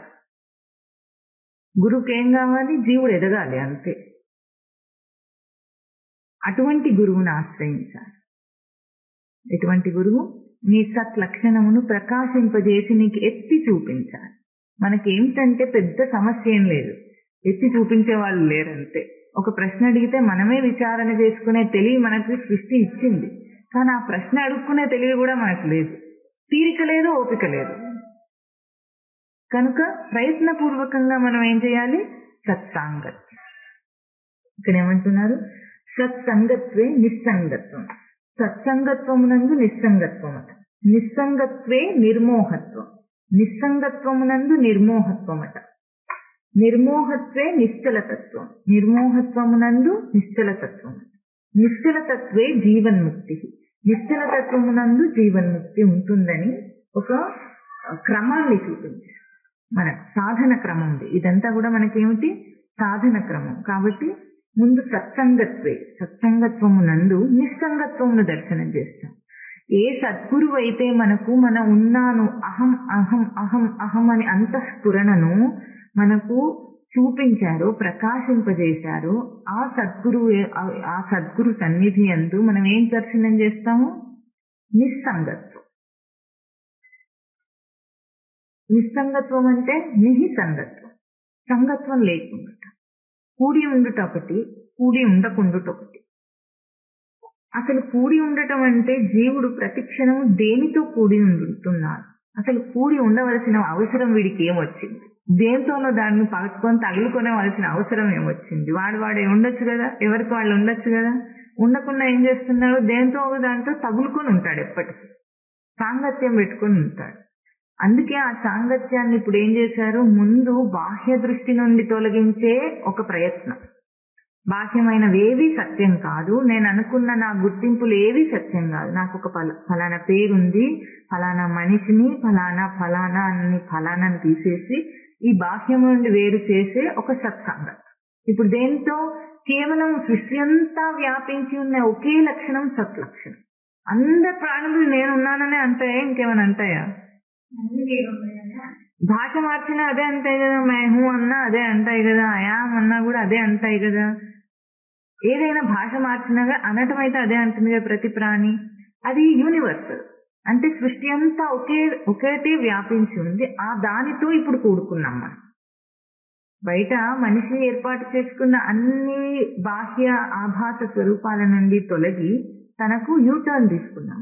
ఆ యూటర్న్ లో ఏమైంది? ఒకటే ఉంది, అంతటా ఒకటే. ఇంకా ఎవరు ఉన్నానన్నా ఆ ఉన్నానికి ఒకటే అర్థం. నేనున్న చీమలో పెద్ద ఉన్నాను, చిన్న ఉన్నాను, ఏనుగులో పెద్ద ఉన్నాను ఉండదు. పులిలో క్రూరమైన ఉన్నాను, ఆవులో సాధు నేను ఉన్నాను ఉండదు. ఉన్నానికి ఒకటే అర్థం. ఉన్నానంటే ఉన్నానంటే ఉనికి. అది స్పష్టం. కాబట్టి ఇప్పుడు మనం ఆ దానితో సాంగత్యం పెట్టుకుని ఉన్నాం. సత్సంగత్వం నందు నిస్సంగత్వం అట. ఇక ఆ సాంగత్యం కూడా అక్కర్లేదు. ఎట్లా అక్కర్లేదు? ఉన్నానతో ఉండద్దా? ఉన్నానతో కూడి ఉండాలా ఉండద్దా? ఎవరుండాలి? ఎవడది అనేది? అనేవాడెవడు, ఉన్నవాడెవడు? రెండున్నాయా? నేను నడుస్తూ ఉన్నాను అన్నప్పుడు నడిచేవాడు ఒకడు ఉంటాడు, ఉన్నాను వాడు ఒకడు ఉంటాడు. ఉనికి ఉన్నది, నడిచేవాడు దేహం. కాబట్టి రెండున్నాయి. అవునా? నేను పిల్లవాడిగా బాల్యంలో ఉన్నానన్నప్పుడు పిల్లవాడిగా ఉన్న బాలుడు అనేవాడు ఒకడు ఉన్నాడు, వాడికి అంతఃస్ఫురణగా నేనున్నాను అన్నది ఒకటి ఉంది. రెండున్నాయా? ఇవన్నిట్లో రెండు ఉన్నాయి. కానీ సత్సాంగత్యంలో ఏముంది? నేను ఉన్నాను. నేను ఉన్నానులో ఇప్పుడు మళ్ళీ ఆ సాంగత్యం కూడా నిస్సంగత్వం చేయమంటున్నారు. నీ సంగత్వం. ఇక కూడి ఉండటం లేదట అక్కడ. నేనున్నాను అంటే ఒకటే. ఉన్నానులో ఉన్నానని చెప్పేవాడు ఉండేవాడు ఇద్దరు ఉండరు, ఒకటే. ఉండుట అన్న ఒకటే ఉంటుంది. చెప్పేవాడు ఉన్నాడంటే రెండు అయిపోతుంది. ఆ రెండు లేని స్థితి సత్సంగత్వం వల్ల కలిగింది మనకి. అంటే రెండింటితో ప్రవర్తించే వీడు ద్వంద్వస్వరూపుడైన వీడు ఏం చేస్తున్నాడు? రెండో దాన్ని తీసేస్తున్నాడు. రెండో దాని వల్లనే ఇన్ని కష్టాలు మనకి. ద్వితీయాద్వై భయం భవతి. రెండో రూపం వచ్చింది కనుకనే జీవుడే రెండో రూపం, ఉనికికి రెండో రూపం వచ్చింది కనుకనే ఈ సృష్టి. రెండో రూపంలో ప్రవర్తన జరుగుతుంది కనుకనే ఈ జగత్తు. రెండో రూపం లేకపోతే ఏకరూపం, ఒకటే సత్. ఆ సత్సంగత్వంలో ఏం తెలుసుకున్నాడు? అది దానితో కూడి ఉండుట, సత్తుతో కూడి ఉండుట అన్న అంశం కూడా లేదు. ఇంకా అదే నేనని అంటాడు. ఇప్పుడు తత్వమసి మహావాక్యం చెప్పిన తర్వాత ఏమన్నాడు సాధకుడు? అహం బ్రహ్మాస్మి, నేనే అది. తత్వము రెండు లేవు. శాస్త్రం చూపించేటప్పుడేమో నీ స్థితికి నువ్వు దూరంగా చూస్తున్నావు గనుక నీ స్వరూపాన్ని, తత్తన్న స్థానంలో చూస్తున్నావు గనుక తత్వమసి, అదే నీవై ఉన్నావని చెప్పింది. ఇప్పుడు గుర్తించిన వాడేమంటాడు? అదే నేను. ఇంకా అయిపోయింది. అనేవాడు, అనబడేవాడు, గుర్తించేవాడు ఇవన్నీ మన భాషా ప్రయోగంలోనే గాని ఇక్కడ నిస్సంగత్వం. అది సంగము కూడి ఉంటా అని కూడా లేదు దానికి. అదే నేనైతే ఇంక దేంతో కూడి ఉంటా? తనలో తాను ఉండిపోతాడు అంతే. తనలో తాను అన్నప్పుడు కూడా రెండు తాను పదాలు వాడుకుంటున్నాం మనం, కానీ అది భాషా ప్రయోగమే. కానీ తనలో తాను అన్నదానికి భావార్థం ఏమిటి? ఇద్దరు కాదు, అక్కడ ఒక్కడే. సత్సంగత్వం నుండి మనకేమొచ్చింది? నిస్సంగత్వం వస్తుంది. ఎంత కొట్టుకుంటున్నాము ఈ జీవితంలో, తహతహలాడుతున్నాడు మనిషి బయటపడాలని బంధం నుండి. ఆ తహతహ ఎందుకు? సరే అడుగు. గుర్తించింది భగవంతుడే కదా. ఏమో నువ్వు చెప్తే వింటా, చెప్పు. మరి ఇవన్నీ పెట్టినాక కూడా మళ్ళీ సరే, నీ ప్రశ్న నాకు అర్థమైంది, చాలా ఇంకెక్కువ అడగద్దు. సృష్టించింది భగవంతుడే అన్నావు. దేన్ని సృష్టించాడో నువ్వు ఎప్పుడైనా శాస్త్రం చదివావా? జీవం పోస్తుంది కదా, ఈ లోపం సృష్టికి మార్గము తనే కదా. సృష్టిలో జీవుడు వచ్చాడు, జీవం వచ్చింది అంటున్నావు, కానీ నీకు దానివల్ల ఏమైనా బాధలు వస్తున్నాయా? సృష్టించిన దానివల్ల నీకేమైనా బాధలు వచ్చినాయా? ఆయన సృష్టించిన దాంట్లో బాధలు రాలేదు. భూమి మీదకి వచ్చినాక ఇవన్నీ ఇవన్నీ ఇప్పుడు నువ్వు ఇక్కడ కూర్చుని ఉన్నావు. లోకంలో ఎంతో అరాచకం జరగవచ్చు, బాంబులు పేలొచ్చు ఒక పక్కన వీధిలో, మనకేమైనా అవుతుందా? అది లేకపోతేనే నువ్వు ఇక్కడ ఉన్నప్పుడు చెప్తున్నా, ఏం కాదు, అంతే కదా. ఇప్పుడు అది ఉందా లేదా? నువ్వు ఇంటికి వెళ్ళి వార్తలు చదివేదాకా బాంబు బ్లాస్ట్ అయిందని నీకు తెలుసా, తెలియదా? నువ్వు చదవకపోతే తెలియదు కదా. అంటే నువ్వు దూరితేనే కదా నీకు తెలిసింది. అదేలే, ఏదో ఒకటి నువ్వు అడిగితే తెలిస్తే, తెలుసుకుంటే తెలుసు, అంతేనా? అంతవరకు అది అక్కడ ఉందా లేదా? నీకు తెలియనప్పుడు కూడా ఉందా? ఎట్లా ఉంది? అంటే ఏదైనా సరే సృష్టిలో నీ చుట్టూ ఉన్న అన్ని కూడా నిర్జీవమైనవి. విషయాలు, పదార్థాలు, మనుషులు అన్ని నిర్జీవం. నీ ఉనికిని దానికి ఇచ్చి, ఇప్పుడు నేను తెలుసుకుంటా అంటే జగత్ అంతా నీ దగ్గరకు వస్తుంది. నేను తెలుసుకోను అంటే జగత్తు నీ దగ్గర ఉండదు. ఇప్పుడు ఏ దేవుడు దీన్ని సృష్టి చేయలేదు. నువ్వు పడుకుంటావు అనుకో, ఇప్పుడు పక్కన ఏమైనా నీకేమైనా సంబంధం ఉందా? ఎందుకు లేదు? దేవుడు ఇచ్చాడు కదా, అన్ని దేవుడే ఇచ్చి మనం ఏం చేస్తాం? కొన్ని మన శక్తితోనే చేసుకోవాలని అది అనట్లేదు. ఇప్పుడు చేసేవన్నీ నువ్వే చేస్తున్నావు అని చెప్తున్నారు. ఆయన ఏం చేయలేదు, నువ్వే చేసుకున్నావు అని చెప్తున్నారు. నువ్వే అది కావాలి ఇది కావాలని సంఘం పెట్టుకుంటున్నావు. టీవీ పెట్టకపోతే టీవీలో సీరియల్ గురించి కానీ, టీవీ ప్రోగ్రామ్ గురించి కానీ, సినిమా గురించి కానీ మనకేమైనా తెలుస్తుందా? ఇప్పుడు టీవీ అనేది ఒక పెద్ద జగత్తా కాదా? టీవీ స్టార్స్ ఉంటారు, పెద్ద లోకము, అది ఎంతో పెద్ద స్టార్ డస్ట్ ఉంది, దానికి ఎన్నో ఉన్నాయి కదా. మనం టీవీ జోలికే వెళ్ళకపోతే, అసలు మనకు ఎవరు తెలియకపోతే అది ఉందా లేదా? దేవుడు అది పెట్టాడా పెట్టలేదా? చెప్పు. దానికి ఎట్లా అర్థం లేదు అంటున్నావో నువ్వు అడిగిన ప్రశ్నకు అంతే అర్థం లేదు. నువ్వు వెళ్ళకపోతే లోకంలో ఏది లేదు. నువ్వు కావాలన్నప్పుడే నీ ఉనికిని దానికి ఇస్తే అప్పుడు అది జీవం పోసుకుంటుంది. ఒక విషయం అయినా అంతే, ఒక మనిషి అయినా అంతే, ఒక వస్తువు అయినా అంతే, ఒక సంఘటన అయినా అంతే. ఏ దేవుడు దానికి స్పెషల్ గా జీవాన్ని ఇచ్చి నీ కళ్ళ ముందుకు తెచ్చి నీ బుర్రలో పెట్టడు. నువ్వే వెళ్తావు కావాలని. ఎట్లాగైతే వద్దు వద్దు అనుకున్నా నిగ్రహించుకోలేక టీవీ రిమోట్ నొక్కుతాడో, అథకేన ప్రయుక్తోయం, ఎవరు ప్రేరేపణ చేత టీవీ రిమోట్ నొక్కుతున్నాడు, ఛానల్ మారుస్తున్నాడు, అట్లాగే నీ బుర్రలో నీ ఊహా కల్పిత జగత్ ఇదంతా. నువ్వేదో నొక్కుతున్నావు, అప్పుడు అది ఆన్ అవుతుంది. నొక్కకపోతే ఇంతసేపు చెప్పుకునేది అదే. ఆ సాంగత్యం నుండి సత్సాంగత్యం పెట్టుకో. అందులోనే ఉండి ఇచ్చాడంటే ఇస్తాడు, మరి తీసుకుంటే ఇవ్వడా? అదే భగవంతుడు భగవద్గీతని ఇచ్చాడు, తీసుకున్నావా? ఎప్పుడైనా తీసుకున్నావా? సంసారం ఏమో ఆయన ఇచ్చాడు అంటున్నావు, ఆయన ఇవ్వకపోయినా సరే బ్లేమ్ చేస్తున్నావు. మరి ఇంకేమి తప్ప కాదా? చెంపలేసుకో. ఆయన ఇవ్వలేదు. ఆయన ఇచ్చిన భగవద్గీతని, శాస్త్రాన్ని ఎప్పుడైనా తెరిచి చూసావా? భగవద్గీత అంటే శ్రీ భగవాన్ వాచ్, సాక్షాత్ కృష్ణ పరమాత్మ చెప్పాడు, తెలుసా? తెలుసు. ఎప్పుడైనా పుస్తకం చదివి చూద్దాం అనుకున్నావా? అనుకోలేదు.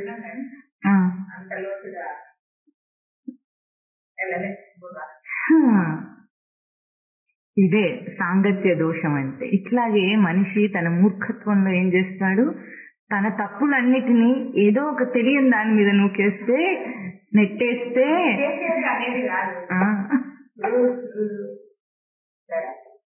ఇది నువ్వు ఎట్లాగో ఈ రోజు వచ్చి ఈ ప్రశ్న అడిగితే నేను సమాధానం చెప్పినా నీకు అర్థం కాదు. నువ్వు అది విని ఒక 10 ప్రవచనాలు విని ఇప్పుడు నాకు అర్థం కాలేదాను, అప్పుడు మళ్ళీ చెప్తా. వినకుండానే, తెలియకుండానే, చూడకుండానే అక్కడ అది రాసింది కదండి, ఈ శాస్త్రం అది చెప్పింది కదండి అని అనటము మూర్ఖ పిడివాదం. ఇది సాధకునికి వర్జితం. సాధకుడు ఆ పని చేయకూడదు. ఇందాక నువ్వు చాలా ఆలస్యంగా వచ్చావు, అంతకు ముందే గురువును ప్రశ్న అడగాలంటే ఎట్లా ఉండాలో అని ఇక్కడ చెప్పుకున్నావు. నువ్వేమో ఆలస్యంగా వచ్చి ఇప్పుడు ప్రశ్న అడిగేస్తే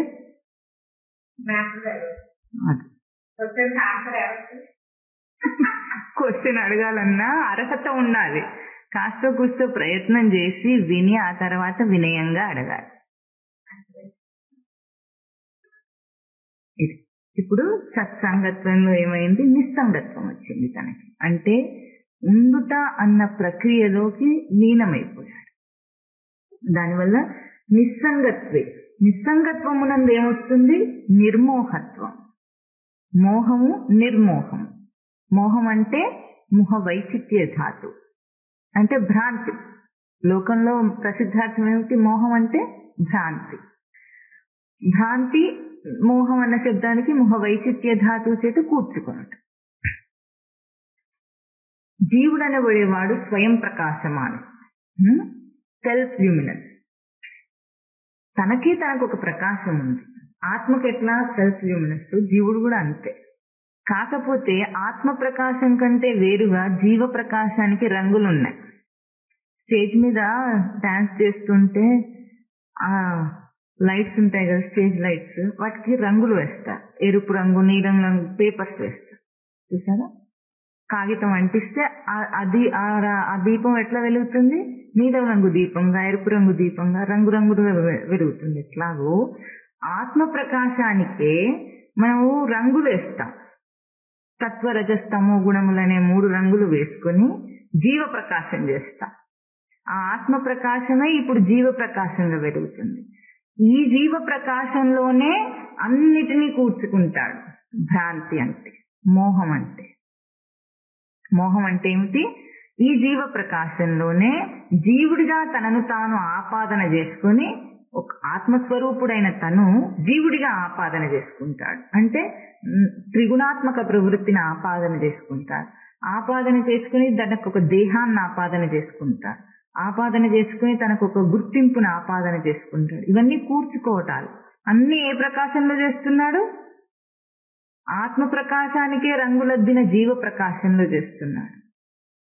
ఆ జీవ ప్రకాశంతో ఇవన్నీ కూర్చుకొని మోహంలో పడతాడు. నేను అన్న వాడేమవుతాడు?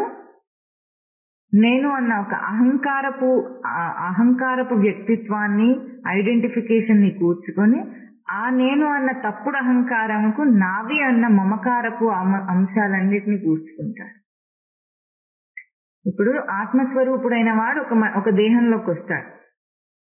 ఇప్పుడు ఈ దేహం నేను అనుకుంటున్నాడు. ఇది తప్పుడు గుర్తింపు తనకి. ఈ తప్పుడు గుర్తింపులో ఇదేమో అహంకారం అయింది. దీనికి సంబంధించినవన్నీ వ్యక్తులు ఉన్నారు కదా, చుట్టూ నా వాళ్ళనే బంధువులందరూ ఉన్నారు కదా, వాళ్ళు నా వాళ్ళనే మమకారాన్ని పెంచుకుంటాడు. నేనును నాదిగా అహంకారము మమకారం అనే రెండు అంశాలని కల్పించుకుంటాడు. ఇది మోహం తనకి. కూర్చుకుంటాడు. ఎట్లా? భ్రాంతిలో. ఆ భ్రాంతి ఎటువంటిది? జీవ ప్రకాశపు భ్రాంతి. అది ఆ వెలుగే. నేను అన్న వెలుగులో ఆ నేను తప్పుడు గుర్తింపునిచ్చి ఆ తప్పుడు గుర్తింపుతో ఇదిగోండి ఇది వీళ్ళు కూడా మా ఇంటి పేరున్న వాళ్లే, వీళ్ళు కూడా మా గోత్రికులే, మా ఇంటి వాళ్లే, మేమంటారు సగోత్రికులు. వాళ్ళు చచ్చిపోతే మాకు మైల వస్తుంది, మేము చచ్చిపోతే వాళ్ళకు మైల వస్తుంది. ఇద్దరు చచ్చే ఉన్నప్పుడు అందరికీ మైలనే ఉంటుంది ఎప్పుడు. ఇప్పుడు అట్లాగూ నేను అన్న ఒక తప్పుడు గుర్తింపుకు నాది అన్న ఒక మమకారం, అహంకారాన్ని మమకారాన్ని కూర్చుకున్న భ్రాంతియే మోహం. ఎప్పుడైతే సత్సాంగత్యం వల్ల నిస్సంగుడైనాడో, సత్సాంగత్యం అంటే వీటన్నిటి నుండి తిప్పుకొని తనను తాను సత్లక్షణమునందు సాంగత్యం పెట్టుకున్నవాడు ఏం తెలుసుకున్నాడు? నేనొకడిని, నేను సత్నందు ఉండుట అన్నది కాకుండా నేనున్నాను అన్న ఒక అంశమే ఉంది గనుక సృష్టిలో నిస్సంగుడైనాడు. ఇప్పుడు దేనితోనూ కూడి లేడు, తాను ఉన్నాడంతే. నేనున్నాను అన్న స్వరూపుడై ఉన్నాడు. దీనివల్ల ఏమొచ్చింది? తనకు నిర్మోహత్వం. ఇక దానికి తన దాకా ఏది రానే రాదు, అంటించుకోలేడు, దాన్ని తగులుకోడు దేనికి. ఎందుకు? నేను ఉన్నానుకి ఏది తగిలించుకున్నా అది వెళ్ళిపోతుంది. ఏది తగిలించుకున్నా సరే అది వెళ్ళిపోతుంది, నీ దాకా రాదది. నువ్వు జీవ ప్రకాశంలో ఉంటే కూర్చుకోగలవు, తప్పుడు అహంకారంలో ఉంటే నా వాళ్ళు. నీకు కులగోత్రాలు, వ్యక్తిగత రూపము, మనిషిగా కాక నువ్వు ఆత్మస్వరూపుడు అయితే నీకేమైనా దానికి ఏమైనా వచ్చి అంటుకుంటాయా? వీడు నావాడనేది అని ఉంటుందా? వీడు నావాడు కాదు అని ఉంటుందా? వీళ్ళు మా వాళ్ళు, వాళ్ళు మీ వాళ్ళు ఉంటుందా? మీరు నేమను మతి భ్రమణం ఉంటుందా? ప్రహ్లాదుడు ఏమన్నాడు? మీరు నేమను మతి భ్రమణం అట. మీరు మేము అని రెండు మాటలు మాట్లాడితే అది పిచ్చివాడిలాగా అని అంటున్నాడు. ఇంకా అవేమి లేవు, మోహత్వమే లేదు, నిర్మోహత్వం. కూర్చుకోవడం అనేది ఆగిపోతుంది. మొట్టమొదటి వాళ్ళని మొదలు పెట్టేటప్పుడు ఏం చెప్పుకున్నాము? జీవుడు ఏం చేస్తున్నాడు? 84 లక్షల జీవరాశుల్లో తేనెటీగలాగా ఆ కొమ్మ మీద, ఆ పువ్వు మీద, ఈ కొమ్మ మీద, ఈ చెట్టు మీద వాలి వాలి వాలి వాలి తేనెటీగ ఎట్లా తేనెను సమకూర్చుకుంటుందో ఎన్నో యోనుల్లో తిరుగాడుతున్నాడు. చీమ జన్మ, దోమ జన్మ, నల్లి జన్మ, బర్రె జన్మ, పంది జన్మ, కుక్క జన్మ, గాడిద జన్మ, పులి జన్మ, ఇన్ని జన్మలనెత్తి అక్కడ ఇక్కడ తహతహలాడుతున్నాడు. ఎందుకు ఇంత తిరుగాడటం? ఈ కూర్చుకోవటం నుండి ఆగిపోతుంది. నేనుకు ఏదేదో గుర్తింపుని ఇవ్వాలని ఇన్ని యోనుల్లో తిరిగాడిన వాడు ఇంకా నేనుకు ఆ గుర్తింపు అక్కర్లేదు. నేనే. నిస్సంగత్వం, నిర్మోహత్వం. ఇంకా నాకు కూర్చుకునేవి ఏం లేవు, నావిగా నా దగ్గరకు వచ్చేవి ఏవి లేవు. నేనే అంతటా నేనే ఉంటే నావి అనేది ఏముంటుంది? నావి అంటే ఏమిటి? నేనొకటి, నాకు సంబంధించింది ఏదైనా వస్తువు ఉంటే నాది. ఇప్పుడు ఇది కర్ర ఉందనుకోండి, ఇది నా కర్ర అన్నాను అంటే ఎట్లాగో నేనొకటి, ఈ కర్ర నాకన్నా వేరై ఉండి నాదైతే, నాకు సంబంధించింది అయితే ఇది నా కర్ర. ఇది నేనే, ఇది నేనే, అది నేనే, ఇది నేనే, ఇది నేనే, ఇది నేనే, ఇవన్నీ నేనే. నాది ఏది ఉంది? అన్నీ నేనులే, నాది లేవు. నేనే ఉంది, ఏది లేనే లేదు. నేనే ఉంది, ఏది లేనే లేదు అని తెలుసుకుంటే అప్పుడు నిర్మోహత్వం. ఇక భ్రాంతి ఏముంది? నేను నా వారు అనేసి నాచువలే చుట్టారు. ఇంకా నా వారు లేరు, నీ వారు లేరు, ఎవరు లేరు. ఎవరు లేకపోతే నాదేమిటి, నీదేమిటి? నిర్మోహం, భ్రాంతి లేదు. ఇంకా మన కష్టాలన్నిటికీ కారణం మోహమే.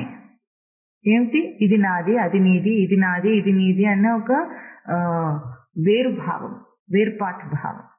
దానివల్లనే మనం కష్టపడుతున్నాం. ఎప్పుడైతే నేను తప్ప సృష్టిలో ఇంకొకటి లేదని తెలుసుకున్నాడో, పోయిన వారం బాగా మననం చేశాం. సృష్టి కనిపిస్తుందంటే ఏం కనిపిస్తుందంటే అద్దంలో ప్రతిబింబం. అద్దంలో ఏ ప్రతిబింబం కనిపిస్తుంది? అద్దంలో ఏ ప్రతిబింబం కనిపిస్తుందండి? దాని ఎదురుగా ఏది నిలబడితే దాని ప్రతిబింబం కనిపిస్తుంది. సృష్టి అనే ఈ అద్దంలో నువ్వు నిలబడ్డావు, నేను నిలబడింది, అంతటా నేనే కనిపిస్తుంది. ఈ భావం ఎప్పుడు వచ్చిందో ఇంకా నాకంటే వేరైనది ఏదీ లేదు, అన్ని నా నుండి ఉత్పన్నమైనవే ఈ సృష్టిలో అని తెలుసుకున్న రోజున నిర్మోహం, ఇంకా కూర్చుకోవడం లేవు, అయిపోయింది. ఈ కూర్చుకున్న ఈ తహతహ 84 లక్షల జీవరాశుల జన్మల్లో కూర్చుకున్న తహతహ తీరిపోయి నిర్మోహత్వం. నిర్మోహత్వే నిశ్చలతత్వం. నిర్మోహత్వము నందు నిశ్చలతత్వం గుర్తింపబడుతుంది. నిశ్చలతత్వం అంటే చంచలం కానిది. నిశ్చలనం, నిశ్చలం, స్థిరమైన భావం. చంచలంగా ఉన్నాడు. అర్జునుడు ఏమన్నాడు? చంచలం హి మనః కృష్ణ ప్రమాధి బలవదృఢం. మనస్సు చంచలంగా ఉంది మాధవ, నువ్వు చెప్పేది నాకు అర్థం కావటం లేదు, ఎక్కటం లేదు బుర్రకన్నాడు.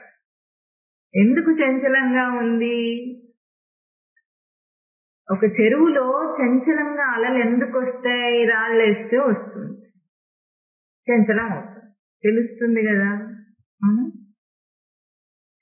రాళ్ళు వేయటం ఆపేస్తే ఏమవుతుంది? నీళ్లు స్థిరంగా ఉంటాయి, పేరుకుంటాయి, మురికి అంతా అడుగుకు వెళ్ళిపోతుంది, కిందే చెత్త చెదారం అంతా కనిపిస్తుంది, స్పష్టంగా క్లియర్ పిక్చర్ ఉంటుందా?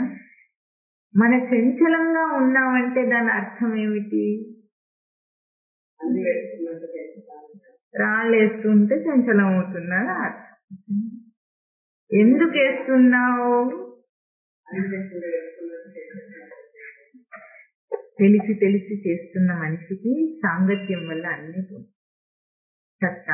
సత్సంగత్వే నిస్సంగత్వం. సత్సంగత్వం నందు నిస్సంగత్వం పొందబడుతుంది. నిస్సంగత్వం నందు నిర్మోహం. నిర్మోహమే రాళ్ళేసుకోవటం. నిర్మోహం అంటే రాళ్ళేసుకోవటం నుండి ఆగిపోవటం. మోహం అంటే రాళ్ళు వేయటం.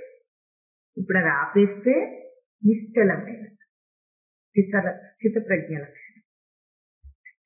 స్థిరస్వరూపుడై తన ప్రజ్ఞాస్వరూపాన్ని తెలుసుకోగలడు. ప్రజ్ఞానం బ్రహ్మాన్ని గోవింద తత్వానికి మొట్టమొదటి మహావాక్యం. తనకు ప్రత్యక్షంగా లోపల తెలియబడుతున్న జ్ఞానం ఎరుక ఏమిటి?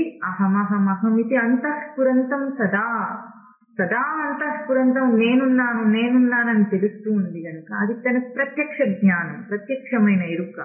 ఆ ఎరుక స్థితప్రజ్ఞ లక్షణమై తనకు నిలుస్తుంది. ఎప్పుడు రాళ్ళేసుకోవడం ఆపేస్తే, రిమోట్ నొక్కడం ఆపేస్తే, ప్రతి విషయానికి టీవీ రిమోట్ కాదు, ప్రతి విషయంలో రిమోట్ నొక్కుతున్నామని అర్థం చేసి, రిమోట్ నొక్కడం ఏమిటంటే నీ ఉనికిని దానికి ఇస్తున్నాం,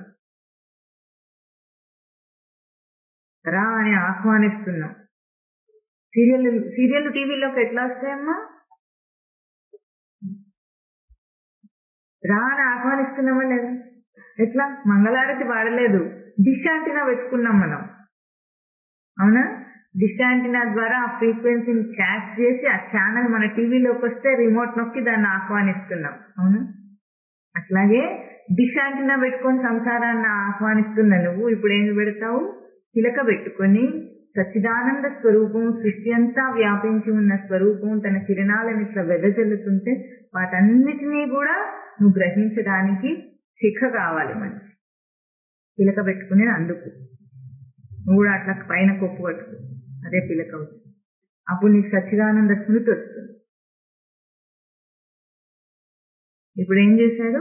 నిశ్చలుడైనాడు అంటే చంచలమైన మనస్థితిని దాటేస్తున్నాడు.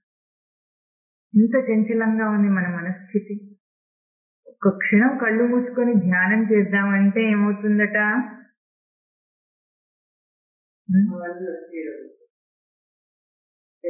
పరమస్వామి వారి వ్యాఖ్యానం ప్రకారంగా అయితే ముందు కళ్ళు మూసుకొని ఇట్లా కళ్ళు మూసుకోగానే వాడికి ఒకటి గుర్తొస్తుందట, నెత్తి మీద జుట్టు ఉందో లేదో అని చూసుకుంటాడట. అంటే అది హాస్యం కాదు, కళ్ళు మూసుకొని తెలుస్తుంది నువ్వు ఎంత చంచలంగా ఉన్నావు. మేలుకొని శ్రవణం చేస్తూ ఒక పుస్తకం చదివేసి ప్రవచనం వింటుంటే నేను చాలా స్థిర స్వరూపుణ్ణి, నాకు అంత అర్థమైంది అనుకునే నీవు ఒక్కసారి కళ్ళు మూసుకుంటే నీ లోపల ఉన్న అల్లకల్లోలం ఎట్లా ఉందో నీకు అర్థమవుతుంది. మనస్సు ఎన్ని కుప్పిగంతులు వేస్తుందో, ఎన్ని ఆలోచనలు అట్ ఎ టైం ఒక్కసారిగా. పరమస్వామి గారు ఏం చెప్తారట, మనస్సు ఉన్న చోటు నుండి ఉండకుండా ఒకేసారి సత్యలోకానికి వెళ్తుందట. సత్యలోకంలో బ్రహ్మదేవుడు లేడట, సరస్వతి ఏమో అక్కడ ఉద్యానవనంలో విహరిస్తుందట. ఆమెను చూసి నమస్కారం చేస్తుందట. అక్కడ నుండి నేరుగా అక్కడి విజయవాడ రైల్వే స్టేషన్కి వస్తుందట. సడన్ గా మ్యాగజైన్ అమ్మే వాడి దగ్గరికి వెళ్ళి స్టార్డస్ట్ పుస్తకం ఎంత అని అడుగుతుందట. అంటే నీ మనసు ఎట్లా కుప్పిగంతులు వేస్తుందో. మళ్ళీ ఇక్కడ నుండి వెళ్ళి ఏం చేస్తుంది,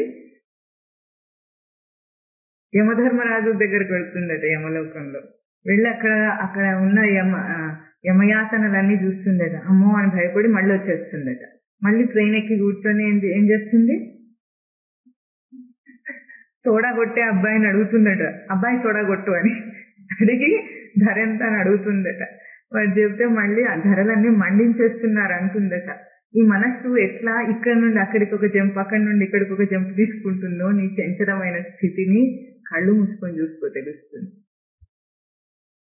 నిర్మోహత్వే నిశ్చలతత్వం, చంచలం కాని స్థితికి చేరుకుంటాడు.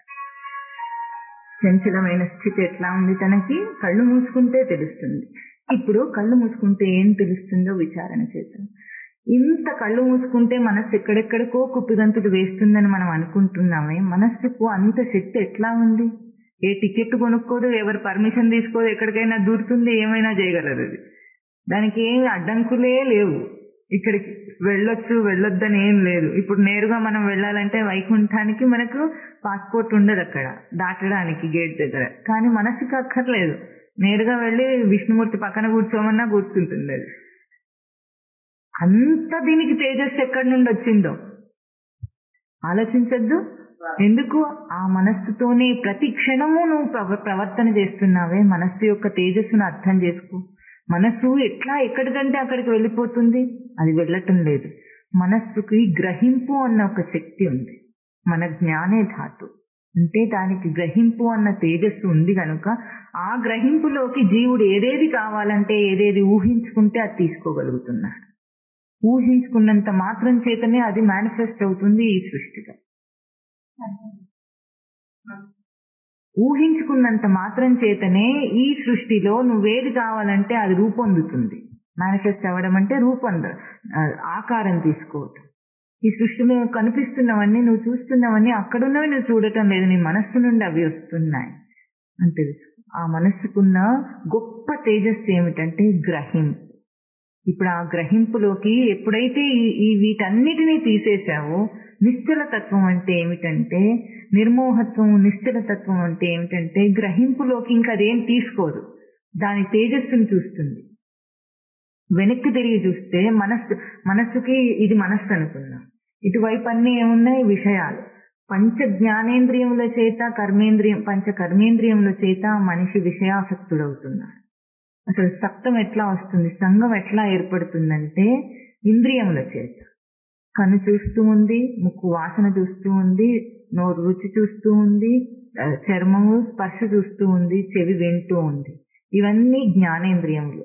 కర్మలు చేసేది పాయూపస్థములు అంటే కాళ్ళు చేతులు, మలమూత్ర విసర్జనలు చేసే ఇంద్రియములు. ఇవన్నిటి ద్వారా ఏవేవి తెలుసుకుంటున్నాడో అవి సత్యమన్న ఒక్క భ్రాంతి చేతనే తాను మోసపోతున్నాడు. ఇది మనస్సుకు బయటగా ఈ దశేంద్రియాలు ఉన్నాయి. ఈ దశేంద్రియములు బయట ప్రయోగిస్తున్నాడు కనుక ఈ దశేంద్రియముల ద్వారా ఏమేమి తెలుసుకుంటున్నాడో ఇది నీ భ్రాంతికి, మోహానికి కారణం. ఆ భ్రాంతిని మోహాన్ని ఆపాలంటే వీటి ద్వారా ఎట్లా నేను తెలుసుకుంటున్నాను, మనస్సు ఎట్లా గ్రహిస్తుంది. కంటికి చూసి దాన్ని తీసుకునే ఆ రూపం తీసుకునే అంత తేజస్సు లేదు. కంటికి లేదు ఆ తేజస్సు, మనస్సుకుంది. కంటి వెనుక ఉన్న మనస్సుకుంది, చెవి వెనుక ఉన్న మనస్సుకుంది. ఆ మనస్సు గ్రహింపులోనే ఇవి తీసుకుంటున్నాను. ఇవన్నీ నన్ను చంచల స్వరూపుడిగా చేస్తున్నాయంటే నా నిశ్చల స్వరూపం ఏమిటో తెలుసుకోవాలంటే వెనక్కి వెళ్ళు. పరాంచికాని జతృన స్వయంభూ. ఆ బ్రహ్మదేవుడు ఏం చేశాడు?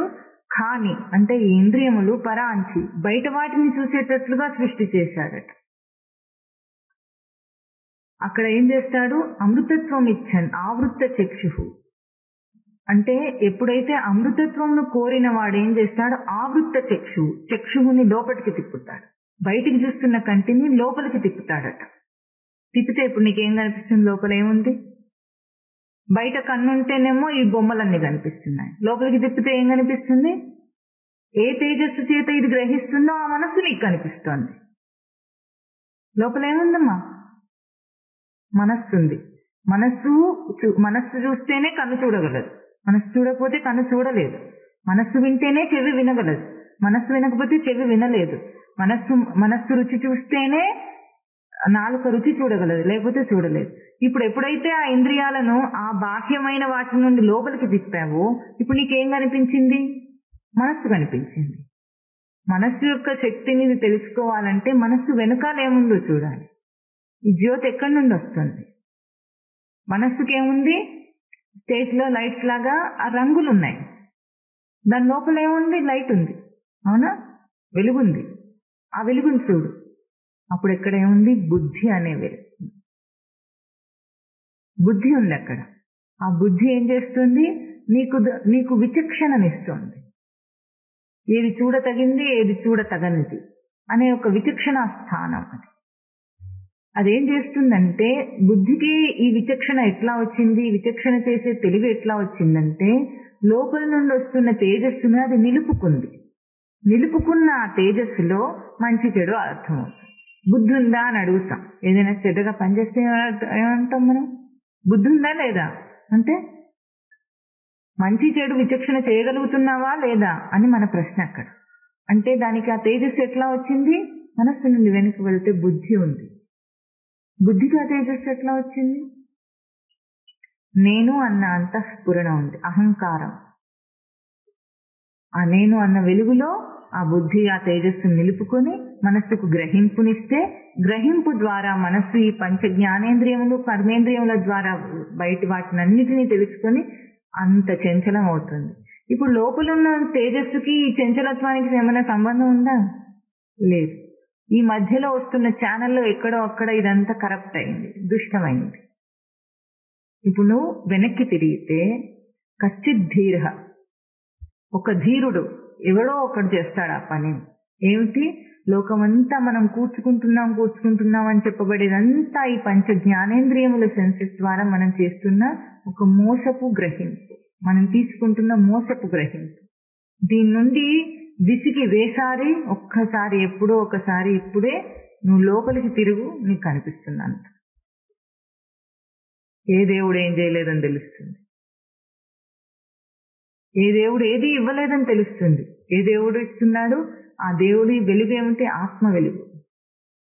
లోపల నేను అన్న ఆత్మ ప్రకాశం ఉంది. ఆ ప్రకాశం బయటికే ఇట్లా కనిపిస్తుంది నీకు. ఆత్మ ప్రకాశాన్ని దర్శనం చేస్తే నిశ్చల తత్వం, ఇక చంచలత్వం లేదు అక్కడ. నువ్వు కంటి చేత ఏదైనా దృశ్యంను చూస్తే దాని ద్వారా చంచలత్వం ఎట్లా వస్తుంది చెప్పండి. ఒక ఉపమానం.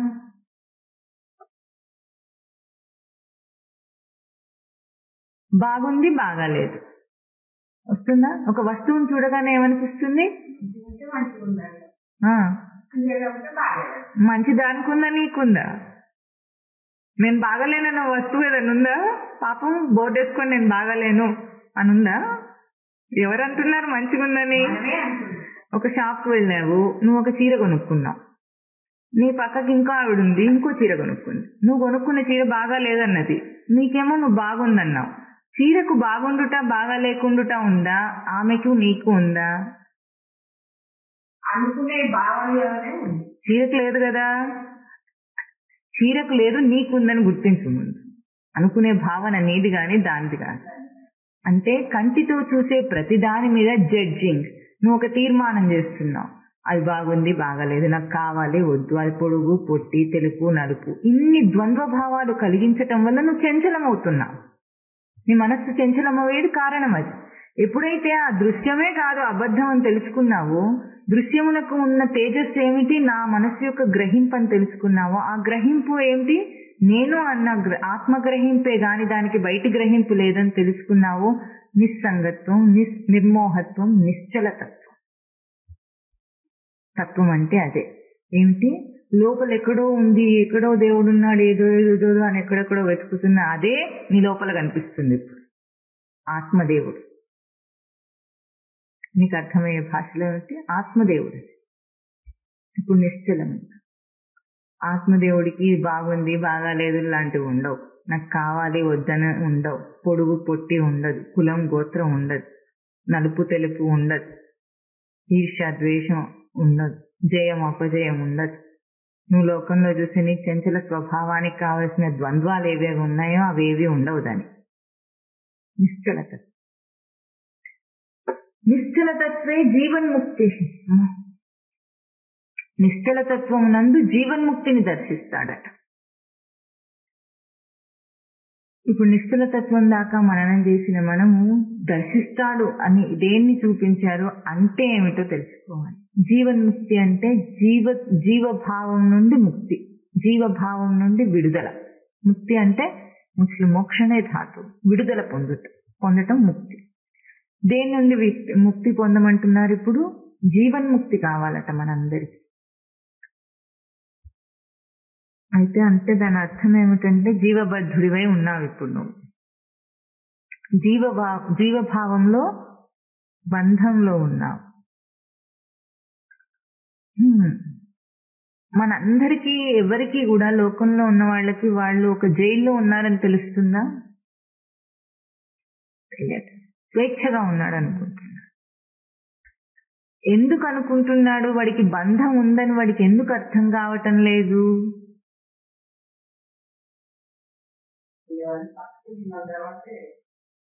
ఒకనొక పెద్ద జైలు ఉందట.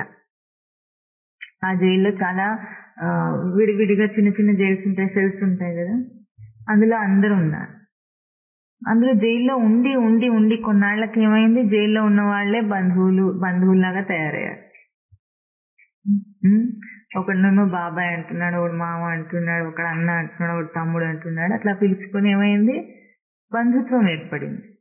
వాళ్ళందరూ కలిసి, జైల్లో ఉన్న వాళ్ళందరూ కలిసి వాళ్ళు లోకం కంటే వేరుగా ఒక జైల్లో ఉన్నామనే మర్చిపోయారట. ఇక వాడికి విడుదల ఎందుకు? బాగుంది కదా, జైలు బాగుంది, జైల్లో బాంధవ్యాలు బాగున్నాయి, అన్ని బాగున్నాయి, ఇంకెందుకు విడుదలనే అక్కర్లేదు వాడికి. అట్లాగే మనమందరం కూడా జైల్లో ఉన్నామని మనకు ఎందుకు తెలియదంటే, ఇక్కడే అందరం జైల్లో ఉన్న వాళ్ళందరం కొట్టుకొని ఏమంటున్నాం, బంధాన్ని ఏర్పరచుకున్నాం.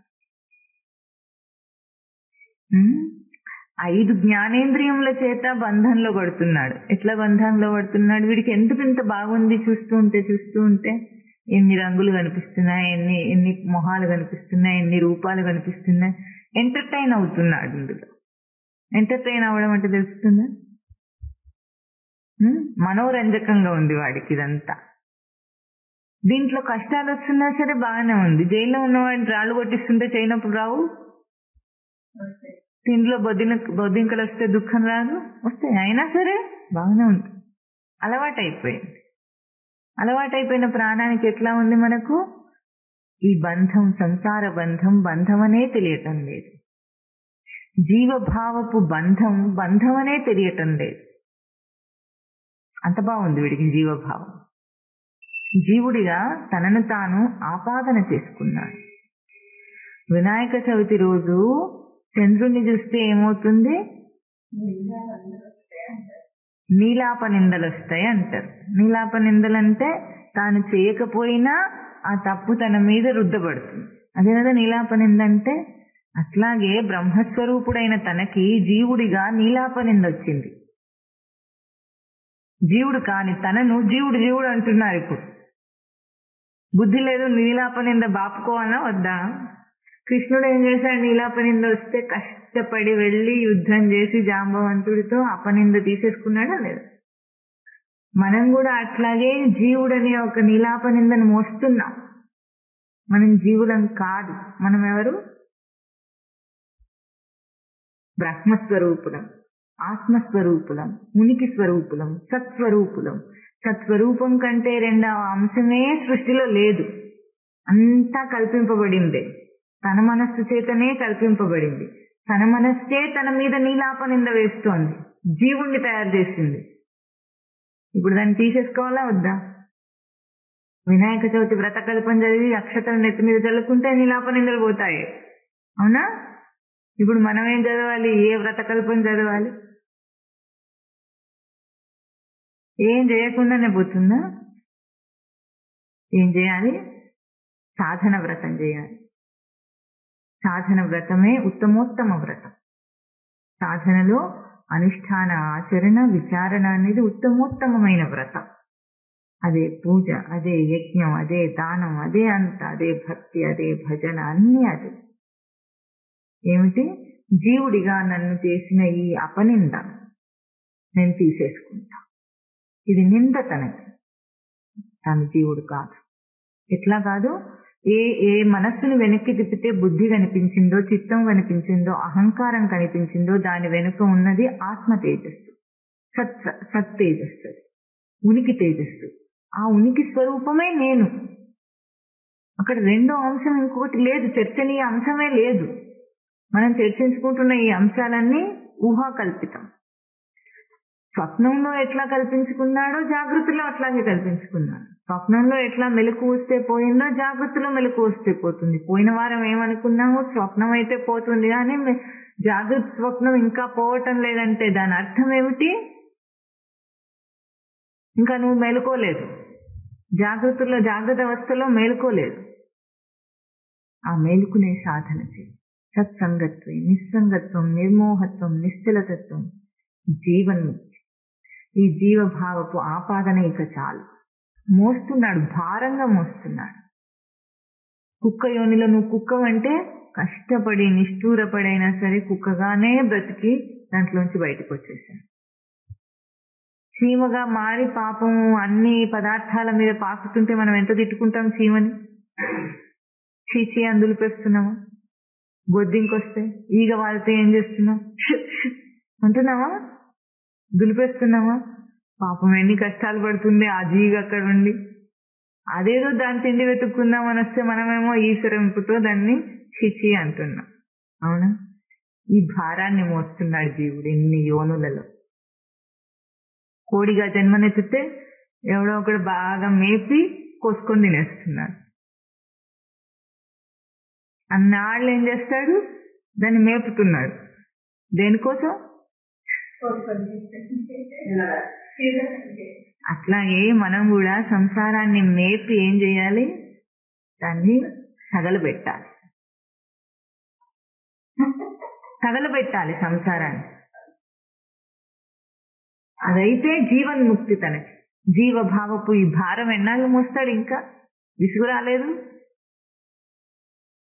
పుట్టి చచ్చి వస్తుందా లేదా? అందుకే భజ గోవిందం, భజ గోవిందం, భజ గోవిందం అని ఆయన వెంటబడుతున్నాడు పాప. ఇప్పుడు ఈ క్రమాన్నైతే మనం సత్సంగత్వే నిస్సంగత్వం, నిస్సంగత్వే నిర్మోహత్వం, నిర్మోహత్వే నిశ్చలతత్వం, నిశ్చలతత్వే జీవన్ముక్తి అని మనం చేస్తూ వచ్చాము. దాన్ని ఒక బ్రాడ్ స్పెక్ట్రంలో ఏం చేశాము చూసాము. ఇప్పుడు అంటే జీవుడిగా ఈ జగత్తునందు ఇంత ఒక్కటేసారిగా మనకు అవగాహన కాదు. ఒక సామాన్య బుర్రకి ఈ సాధన ఒకేసారి అవగాహన కాకపోతే ఏం చేయాలంటే, ఒక్క విషయంలో, అది శ్రీకృష్ణ అన్న మఠంలో గురుదేవులు మనకు అందించిన ఒక మంచి సాధనాంశం ఏమిటంటే, ఎంత పెద్దగా శాస్త్రం ఒక సాధన సోపానాన్ని చూపిస్తుందో అదంతా ఇముడ్చుకొని ఒక్క విషయంలో, ఒక్క సంఘటనలో, ఒక్క ప్రవర్తనలో దర్శనం చేస్తే సృష్టినంతా దర్శనం చేసిన వాడవుతాడు. ఇక్కడ ఒక్క చోట నీకు ఒక్కసారి అనుభూతి వస్తే ప్రతి చోట అది ప్రయోగించడానికి నీ దగ్గర ఆ తేజస్సు ఉంటుంది. ఇప్పుడు ఒక్క విషయం తీసుకుని దాంట్లో సత్సాంగత్యం ఎట్లా పెట్టుకోవాలి అని ఒక చిన్న ఉపమానాన్ని మననం చేయడానికి ప్రయత్నం చేద్దాం. ఎందుకంటే ఇదంతా ఎంతసేపు మననం చేసిందంతా ఎక్కడో ఉన్నట్టు చూస్తారు అందరూ. ఎవరికి ఎక్కడ ప్రయోగం చేయాలో తెలియక ఇట్లా దిక్కులు చూసినట్టు ఉంటుంది. అట్లా కాకుండా మనకున్న మన విషయ జగత్తులోనే ఒక అంశం తీసుకుని ఆ అంశంలో ఈ ప్రయోగం చేస్తే సత్సంగత్వం ఎట్లా ఉంటుందో తెలుస్తుంది. ఈ సాంగత్యం అనే దానికి కూడా భగవద్గీత ఒక శ్లోకం చూపించింది. ఏమిటది? సక్తాః కర్మణి అవిద్వాంసః యథా కుర్వంతి తథా కుర్యాత్ విద్వాంసః చికీర్షుర్ లోక సంగ్రహం. సక్తాః కుర్య, ఎట్లాగైతే ఒక అవిద్వాంసుడు సాంగత్యం పెట్టుకొని ప్రవర్తిస్తున్నాడో అట్లాగే ఒక విద్వాంసుడైన వాడు ఏం చేస్తాడు, అదే కర్మలో అసక్తాః కుర్వంతి. లోక సంగ్రహం అంటే లోకం కోసం తాను ఎట్లాగో చక్తుడు కాకుండా ప్రవర్తిస్తాడు అని ఒక మంచి శ్లోకం చూపించింది. ఒక కర్మలో, ఒక ఆచరణలో మనము ఒక కర్మాచరణ అంటే అందరికీ తెలిస్తే ఒక కర్మని ఏదైనా ఒకటి చెప్తే ఏం చెప్తాం? మీకు ఏ కర్మలో చెప్తే బాగా స్పష్టంగా అర్థమవుతుందంటే దాంట్లో ఒక ఉపమానాన్ని తీసుకోవాలంటే అందరం కూడా ప్రతి క్షణము ఎవరితోనో ఒకరితోని మాట్లాడుతూనే ఉంటాం. అవును, మాట్లాడకుండా ఉన్నాం ఎప్పుడైనా? మన జన్మలో అది చేయలేము ఒక గంట సేపు మౌనం. ఇప్పుడు మాట్లాడుతామనే ఒక పని ముందది బయట క్రియ రూపం మాట్లాడటం. ఇప్పుడు ఈ మాట్లాడటం అనే దాంట్లోనే మనం కర్మ దర్శనం చేయాలి. అందులో సత్సంగాన్ని, నిస్సంగాన్ని, నిర్మోహత్వాన్ని, నిశ్చలతత్వాన్ని, జీవన్ముక్తత్వాన్ని ఆ ఒక ప్రయోగంలో ఎట్లా దర్శనం చేస్తాము అని ఒక చిన్న ఉపమానం తీసుకుని మననం చేస్తాం. మాట్లాడాలంటే ముందు మనం ఏం చేస్తామంటే, ఏదైనా ఎవరితో మాట్లాడాలంటే, ఇద్దరు మనుషులు మాట్లాడుకోవాలంటే దానికి ఏం ఆలంబన?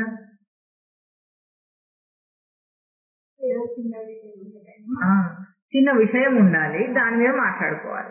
విషయం లేకపోతే మాట్లాడుకోవడానికి ఏం లేవు, అక్కడ ఏం మాట్లాడుకోవడానికి లేవు. అప్పుడు ఒక చిన్న విషయాన్ని తీసుకుని మాట్లాడుకుంటాం.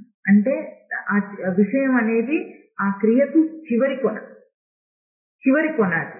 ఆ కొనలో మనం ఇప్పుడు ప్రవర్తిస్తున్నాం. అటువైపు ఉన్నవాడైనా నువ్వైనా సరే ఇద్దరికి మాట్లాడటం ఒకటే అంశం, ఒకటే ప్రయోగం.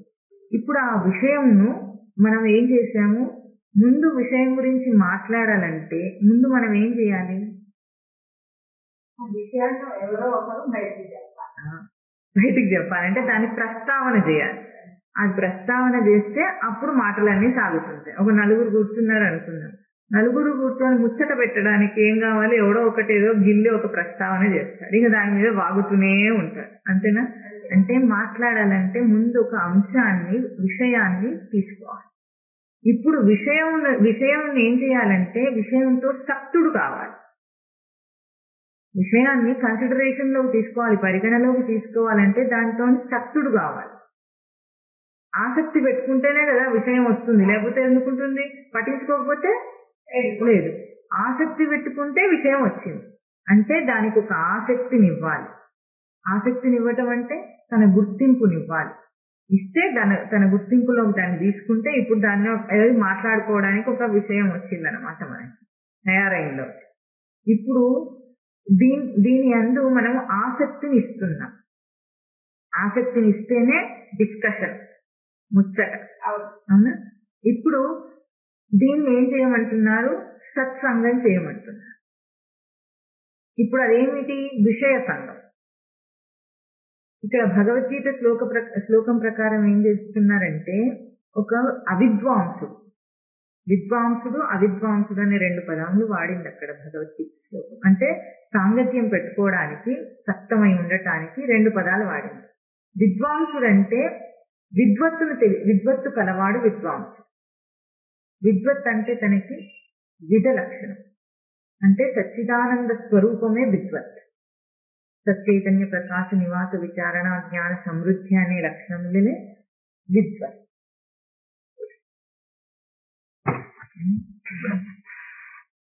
ఈ సచ్చిదానంద స్వరూపమే విధ ధాతువు చేత చెప్పబడేది. దీని యందు ఇప్పుడు మనం ఏం చేస్తున్నాము? విషయాన్ని ఆపాదన చేస్తున్నాం, విషయాసక్తుడవుతున్నాం. అవిద్వాంసుడైతే ఏం చేస్తాడంటే విషయమునందు సక్తం పెట్టుకుంటాడు. అంటే విషయముతోనే మాట్లాడతాడు గాని విషయమునకు తన గుర్తింపునిచ్చానని గాని, తన గుర్తింపిస్తేనే విషయం తనను ఆడిస్తుందని గాని, తను దాని గురించి ఆలోచిస్తున్నానని గాని తెలియని వాడు అవిద్వాంసుడు. అవిద్వాంసుడేమో దాంతో సంగం పెట్టుకున్నాడు ఆ ప్రయోగంలో. విద్వాంసుడు ఏం చేస్తాడు? ఎట్లాగైతే సక్తాహ అయిన వాడు అవిద్వాంసుడు చేస్తున్నాడు అదే ప్రయోగం చేస్తాడు గాని దాని యందు ఆసక్తి పెట్టుకోడు, తన యందు ఆసక్తి పెట్టుకుంటాడు. విద్వాంసుడు అంటే తన సచ్చిదానంద లక్షణములను తెలిసిన వాడు, తన ప్రకాశమునే దానికి ఇస్తున్నానని తెలిసిన వాడు. దాంతో ఏం చేస్తాడు? ఈ మాట్లాడటం ఒక విషయం గురించి మాట్లాడుతున్న ఒకే ప్రయోగంలో విద్వాంసుడైతే తన గురించిన అంశాన్ని పరిగణలోకి తీసుకుంటాడు, అవిద్వాంసుడైతే విషయముని పరిగణలోకి తీసుకుంటాడు. ఇప్పుడు ఇద్దరు మాట్లాడటం అనే ఒకే ప్రక్రియ చేస్తున్నారు. ఇద్దరు చేసేది ఒకటే ప్రక్రియ, మాట్లాడటం. విద్వాంసుడేమో తనను తెలిసి దానికి తన ఉనికినే ఇస్తున్నానని తెలిసిన వాడు. అవిద్వాంసుడంటే తన గురించి తనకేమీ తెలియదు, దాని గురించి అది సత్యం అనుకుని మాట్లాడుతున్నవాడు. ఇప్పుడు దీన్ని సత్సంగం చేయమంటున్నారు. ఏం చేయాలి? మాట్లాడటం ఆపేయద్దు, మాట్లాడటానికి నువ్వు ఏ విషయాన్ని ఆలంబనగా తీసుకొని మాట్లాడుతున్నావో ఆ విషయానికి తేజస్సునిచ్చింది నువ్వు అని గుర్తించు. సత్సంగం అంటే నీతోనే నువ్వు కూడి ఉండు, నీ స్థానంలో నువ్వు ఉండు, విషయ స్థానానికి వెళ్ళిపోకు, అది సత్యమన్న స్థానానికి వెళ్ళిపోకు. నీ స్థానంలో ఉండి అసంగ అసక్త అయ్యి లోక సంగ్రహం కోసం అంటే వ్యవహారం కోసం నువ్వు అక్కడ ప్రవర్తిస్తున్నావు, మాట్లాడుతున్నావు, ఆ విషయాన్ని మాట్లాడుతున్నావు. జ్ఞాని అయినా సరే ప్రవర్తన వ్యవహారంలో చేయాలంటే మాట్లాడాలా లేదా? మాట్లాడాలంటే ఆ విషయాన్ని ప్రస్తావన చేయాలి, చేస్తాడు, మాట్లాడతాడు కూడా. కానీ ఏమిటి? తన స్థానంలో తనుండి మాట్లాడేవాడు విద్వాంసుడు, దాని స్థానంలోకి వెళ్ళేవాడు అవిద్వాంసుడు. అంటే తన గురించిన అసలు ఏమి గుర్తింపే లేకుండా తన ప్రకాశాన్ని అక్కడ ఇస్తున్నానని గాని, తన ఉనికిని అక్కడ ఇస్తున్నానని గాని, తన గుర్తింపుని ఇస్తున్నానని గాని తెలియని వాడు అవిద్వాంసుడు. ఈ మాట్లాడటం అనే ఒక ప్రక్రియలో మనం ఏం చేస్తున్నాము? దేనితో కూడి ఉంటాం. ఇప్పుడు దాన్ని ఏం చేయమంటున్నారు? సత్సంగం చేయమంటున్నారు. సత్సంగం చేసినప్పుడు ఏమైంది? తనతో కూడి ఉన్నాడు, దాంతో కూడి లేడు. సత్సంగత్వే నిస్సంగత్వం. సత్సంగత్వం నందు నిస్సంగత్వం చూస్తాడు. అంటే విషయం వలన కలుగుతున్న తనకు ఒడిదుడుకులు ఏమున్నాయో తనను అవి చెలింప చేయలేవు, తన దాకా రావవి. దాని గురించిన ప్రస్తావన వీడికి లేదు, కానీ వీడు మాట్లాడుతున్నాడు. మాట్లాడటం అనేది చేస్తున్నాడు, అక్కడే మాట్లాడుతున్నాడు, ఆ వ్యవహారంలోనే మాట్లాడుతున్నాడు. కానీ దాని గురించి ప్రస్తావన వీడికి లేదు. వీడి గురించిన ప్రస్తావన తానేమవుతున్నాడో చూసుకుంటాడు, కానీ అదేమవుతుందో చూసుకోడు. తన స్వరూపం ఎట్లా నిశ్చలంగా ఉందో, నిర్మోహంగా ఉందో చూసుకుంటాడు, కానీ అదేమవుతుందో చూసుకోడు. సత్సంగం వల్ల ఏమవుతుందంటే నీ ప్రతి ప్రయోగంలో సరే, నువ్వు మాట్లాడుతున్నా, తిరగాడుతున్నా, ఎక్కడ చేస్తున్నా, దగ్గినా, తుమ్మినా, ఏం చేస్తున్నా సరే అవన్నిట్లో నీ మీద నీకు దృష్టి కానీ వాటి మీద దృష్టి కాదు, నేనేమైపోతున్నానన్న దృష్టే వాడుకుంటుంది. అది సత్సంగం. నిస్సంగం ఇంకా అంటే తనతో తాను ఉండటం అనేది బయట మాట్లాడటంతో గాని ఆ విషయంతో గాని తనకు ఏమీ ఇప్పుడు పట్టింపు లేదు. తనలో తానున్నవాడు మాట్లాడుతున్నట్లుగానే కనిపిస్తాడు మనకి, కానీ వాడు తనలో తానున్నవాడు, అసక్తుడై ఉన్నాడు. అంటే దాంతో సాంగత్యం పెట్టుకోకుండా ఉన్నాడు. ఇప్పుడు సత్సంగత్వమునందు నిస్సంగత్వమును దర్శనించి, నిస్సంగత్వమునందు నిర్మోహత్వము. ఎప్పుడైతే ఇంకా తన యందు తానున్నాడో విషయంలో మాట్లాడినప్పుడు తనకు వస్తున్న సాధారణంగా అందరికీ వస్తున్న ద్వంద్వ భావాలు తనని ఏం చేయలేదు, తన దాకా రావు. అది బాగుంటే నాకేం, బాగలేకపోతే నాకేం. అది ఆ మాటల వల్ల మంచి జరిగితే నాకేం, చెడు జరిగితే నాకేం, నా దాకా అది రావటం లేదు. అక్కడ వచ్చే ఒడిదొడుకులు గాని ద్వంద్వ భావాలు గాని తన దాకా కూర్చుకోడు. ప్రవర్తించాడు, విషయం సాల్వ్ అయిపోయింది, తనలో తానున్నాడు, వెనక్కి వచ్చేసాడు, అంతే. మళ్ళీ దాన్ని పెట్టుకొని చింతించి చించి చించి ఏం చేస్తాడు? మామూలు వాడైతే అది మనసులో తెచ్చుకుంటాడు. అక్కడ కాసేపే మాట్లాడొస్తాడు, కానీ అది మనసులో తెచ్చుకుంటాడు. తెచ్చుకొని చించుతూనే ఉంటాడు. చించి చించి అది అట్లా ఇది ఇట్లా, అది అట్లా ఇది ఇట్లా అని అది బుర్రలో అట్లా కిలుపుతూనే ఉంటుంది. దాన్ని ఏం చేస్తాడు? ఇక్కడ నుండి ఎక్కడికో దూకుతుంటాడు, ఎక్కడికో ఊహించుకుంటాడు, ఏదేదో ఊహించేసుకుంటాడు, అంతదాకా వెళ్ళిపోతాడు. ఎందుకు? విషయంతో సాంగత్యం పెట్టుకుని దాన్ని తెచ్చుకున్నాడు ఇంటికి. ఎక్కడో ఒకసారి మాట్లాడి వచ్చేయకుండా ఏం చేశాడు? దాన్ని తనతో పాటు తెచ్చుకున్నాడు. ఇప్పుడు వాడికి తెలుపుతోంది. ఎప్పుడైతే తనతో తానే సాంగత్యం పెట్టుకున్నాడో మాట్లాడామో అయిపోయింది. అక్కడ పరిష్కారం అయిపోయింది. నువ్వు వచ్చే వెనక్కి ఆ వ్యవహారం నుండి వెనుదిరిగి.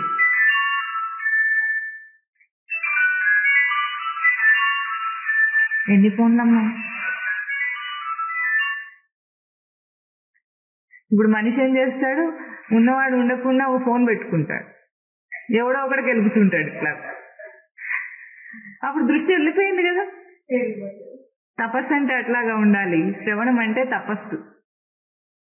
ఇప్పుడే మనం సాంగత్యం వదలకపోతే ఇంకొక విషయంలో ప్రవర్తించేటప్పుడు సత్సాంగత్యం నిస్సంగత్వం ఎట్లా వస్తుంది? పూర్తిగా వదిలేసి వస్తే వస్తుంది.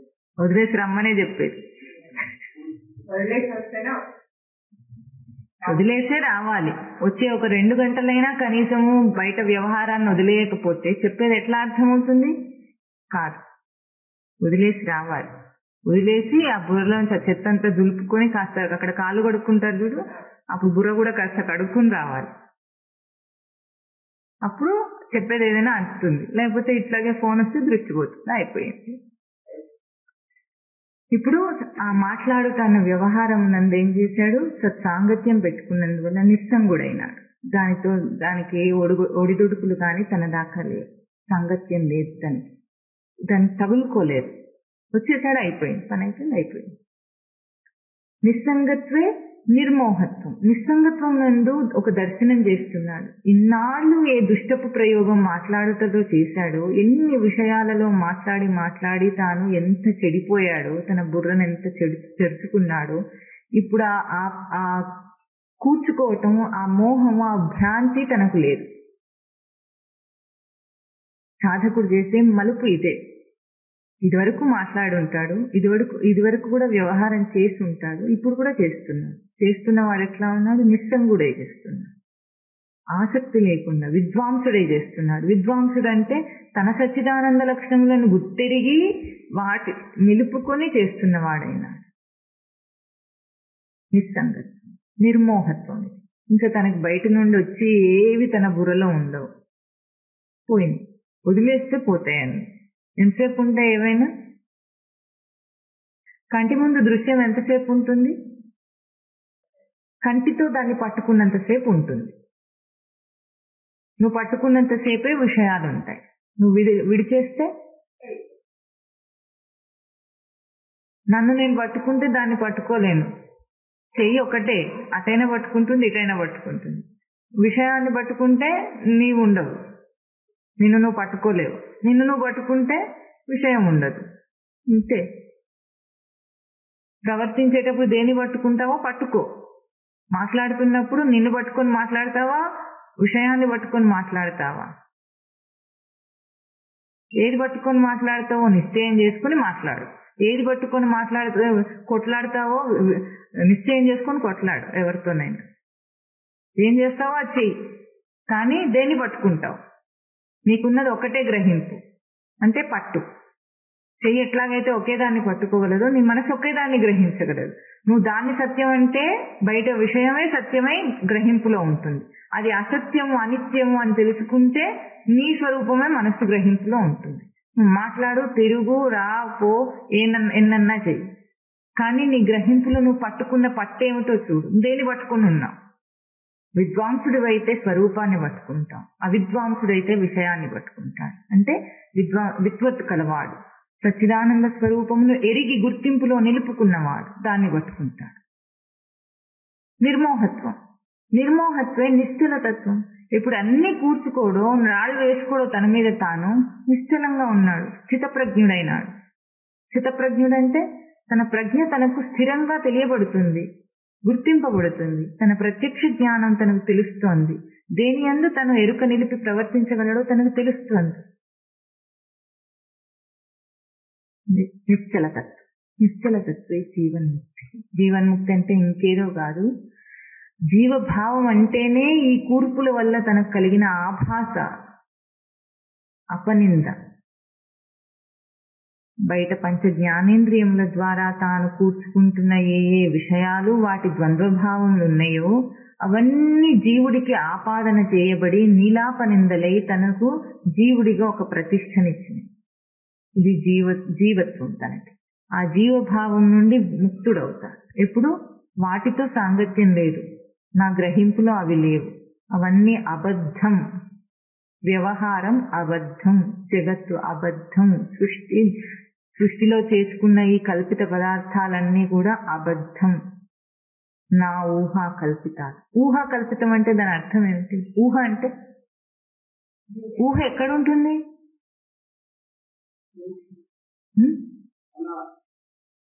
ఊహ యొక్క రూపం ఏమసలు చెప్పగలమా? ఊహించుకోవడం అంటే ఊహించుకోవడం అంతే. అట్లాగే ఈ లోకం, ఈ జగత్తు, ఈ విషయం ఇది తెలిసి ప్రవర్తించు.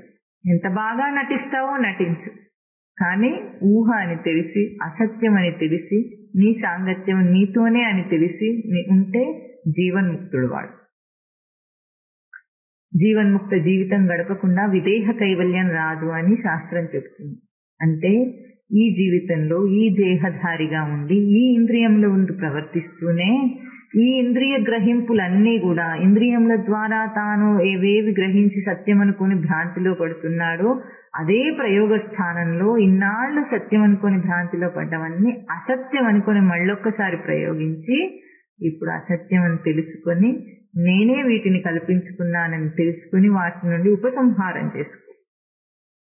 కలలో ఎట్లాగైతే కలను ఉపసంహారం చేసుకుని జాగ్రత్త అవస్థకు వస్తున్నావో అట్లాగే ఈ జాగ్రత్త స్వప్నంలో ఉపసంహారం చేసుకుంటే వాడు జీవన్ముక్తుడు.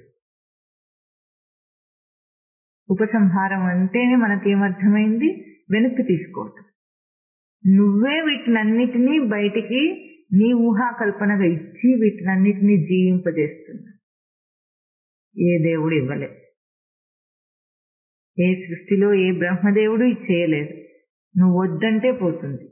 కన్ను మూసుకుంటే దృశ్య జగత్తంతా ఎట్లా మాయమైపోతుందో నీ గ్రహింపును ఆపేస్తే ఈ బయట ఉన్న జగత్తు ఉన్నది, దేవుడు కల్పించాడు, దేవుడే పెట్టాడు అన్న సాంసారిక జగత్తేది, లౌకిక జగత్తేది, విషయ జగత్తేది లేదు లేదు లేదు లేదు తెలుసుకో. అది నీ నుండి వచ్చింది. ఉపసంహారం చేసుకో.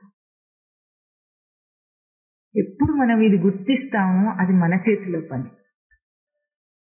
ఎంతసేపు దేవుడు చేశాడు అన్నావనుకో నీకు అది పోయేది కాదు, ఇంకా అయిపోయింది.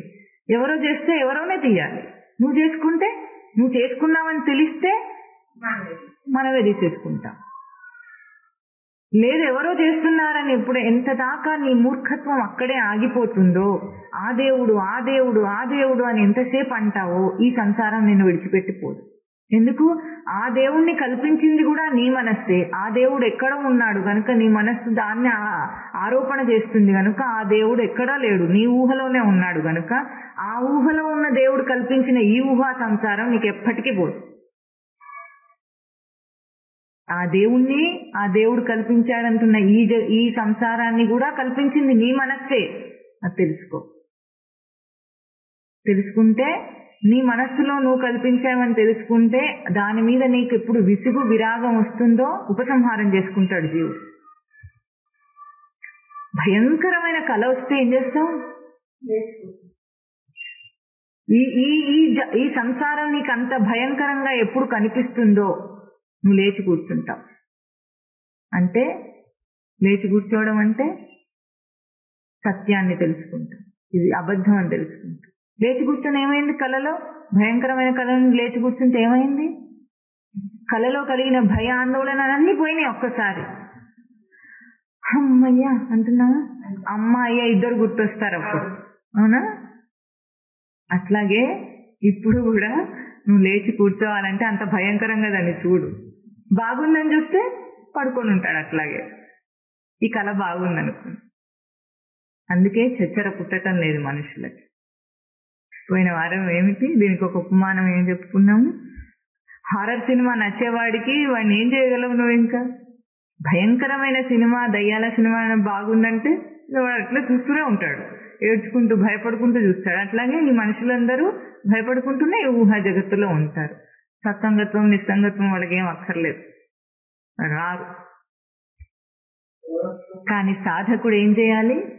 రావాలి, తెలుసుకోవాలి, మలుపు తిప్పుకోవాలి. ఇది విధి.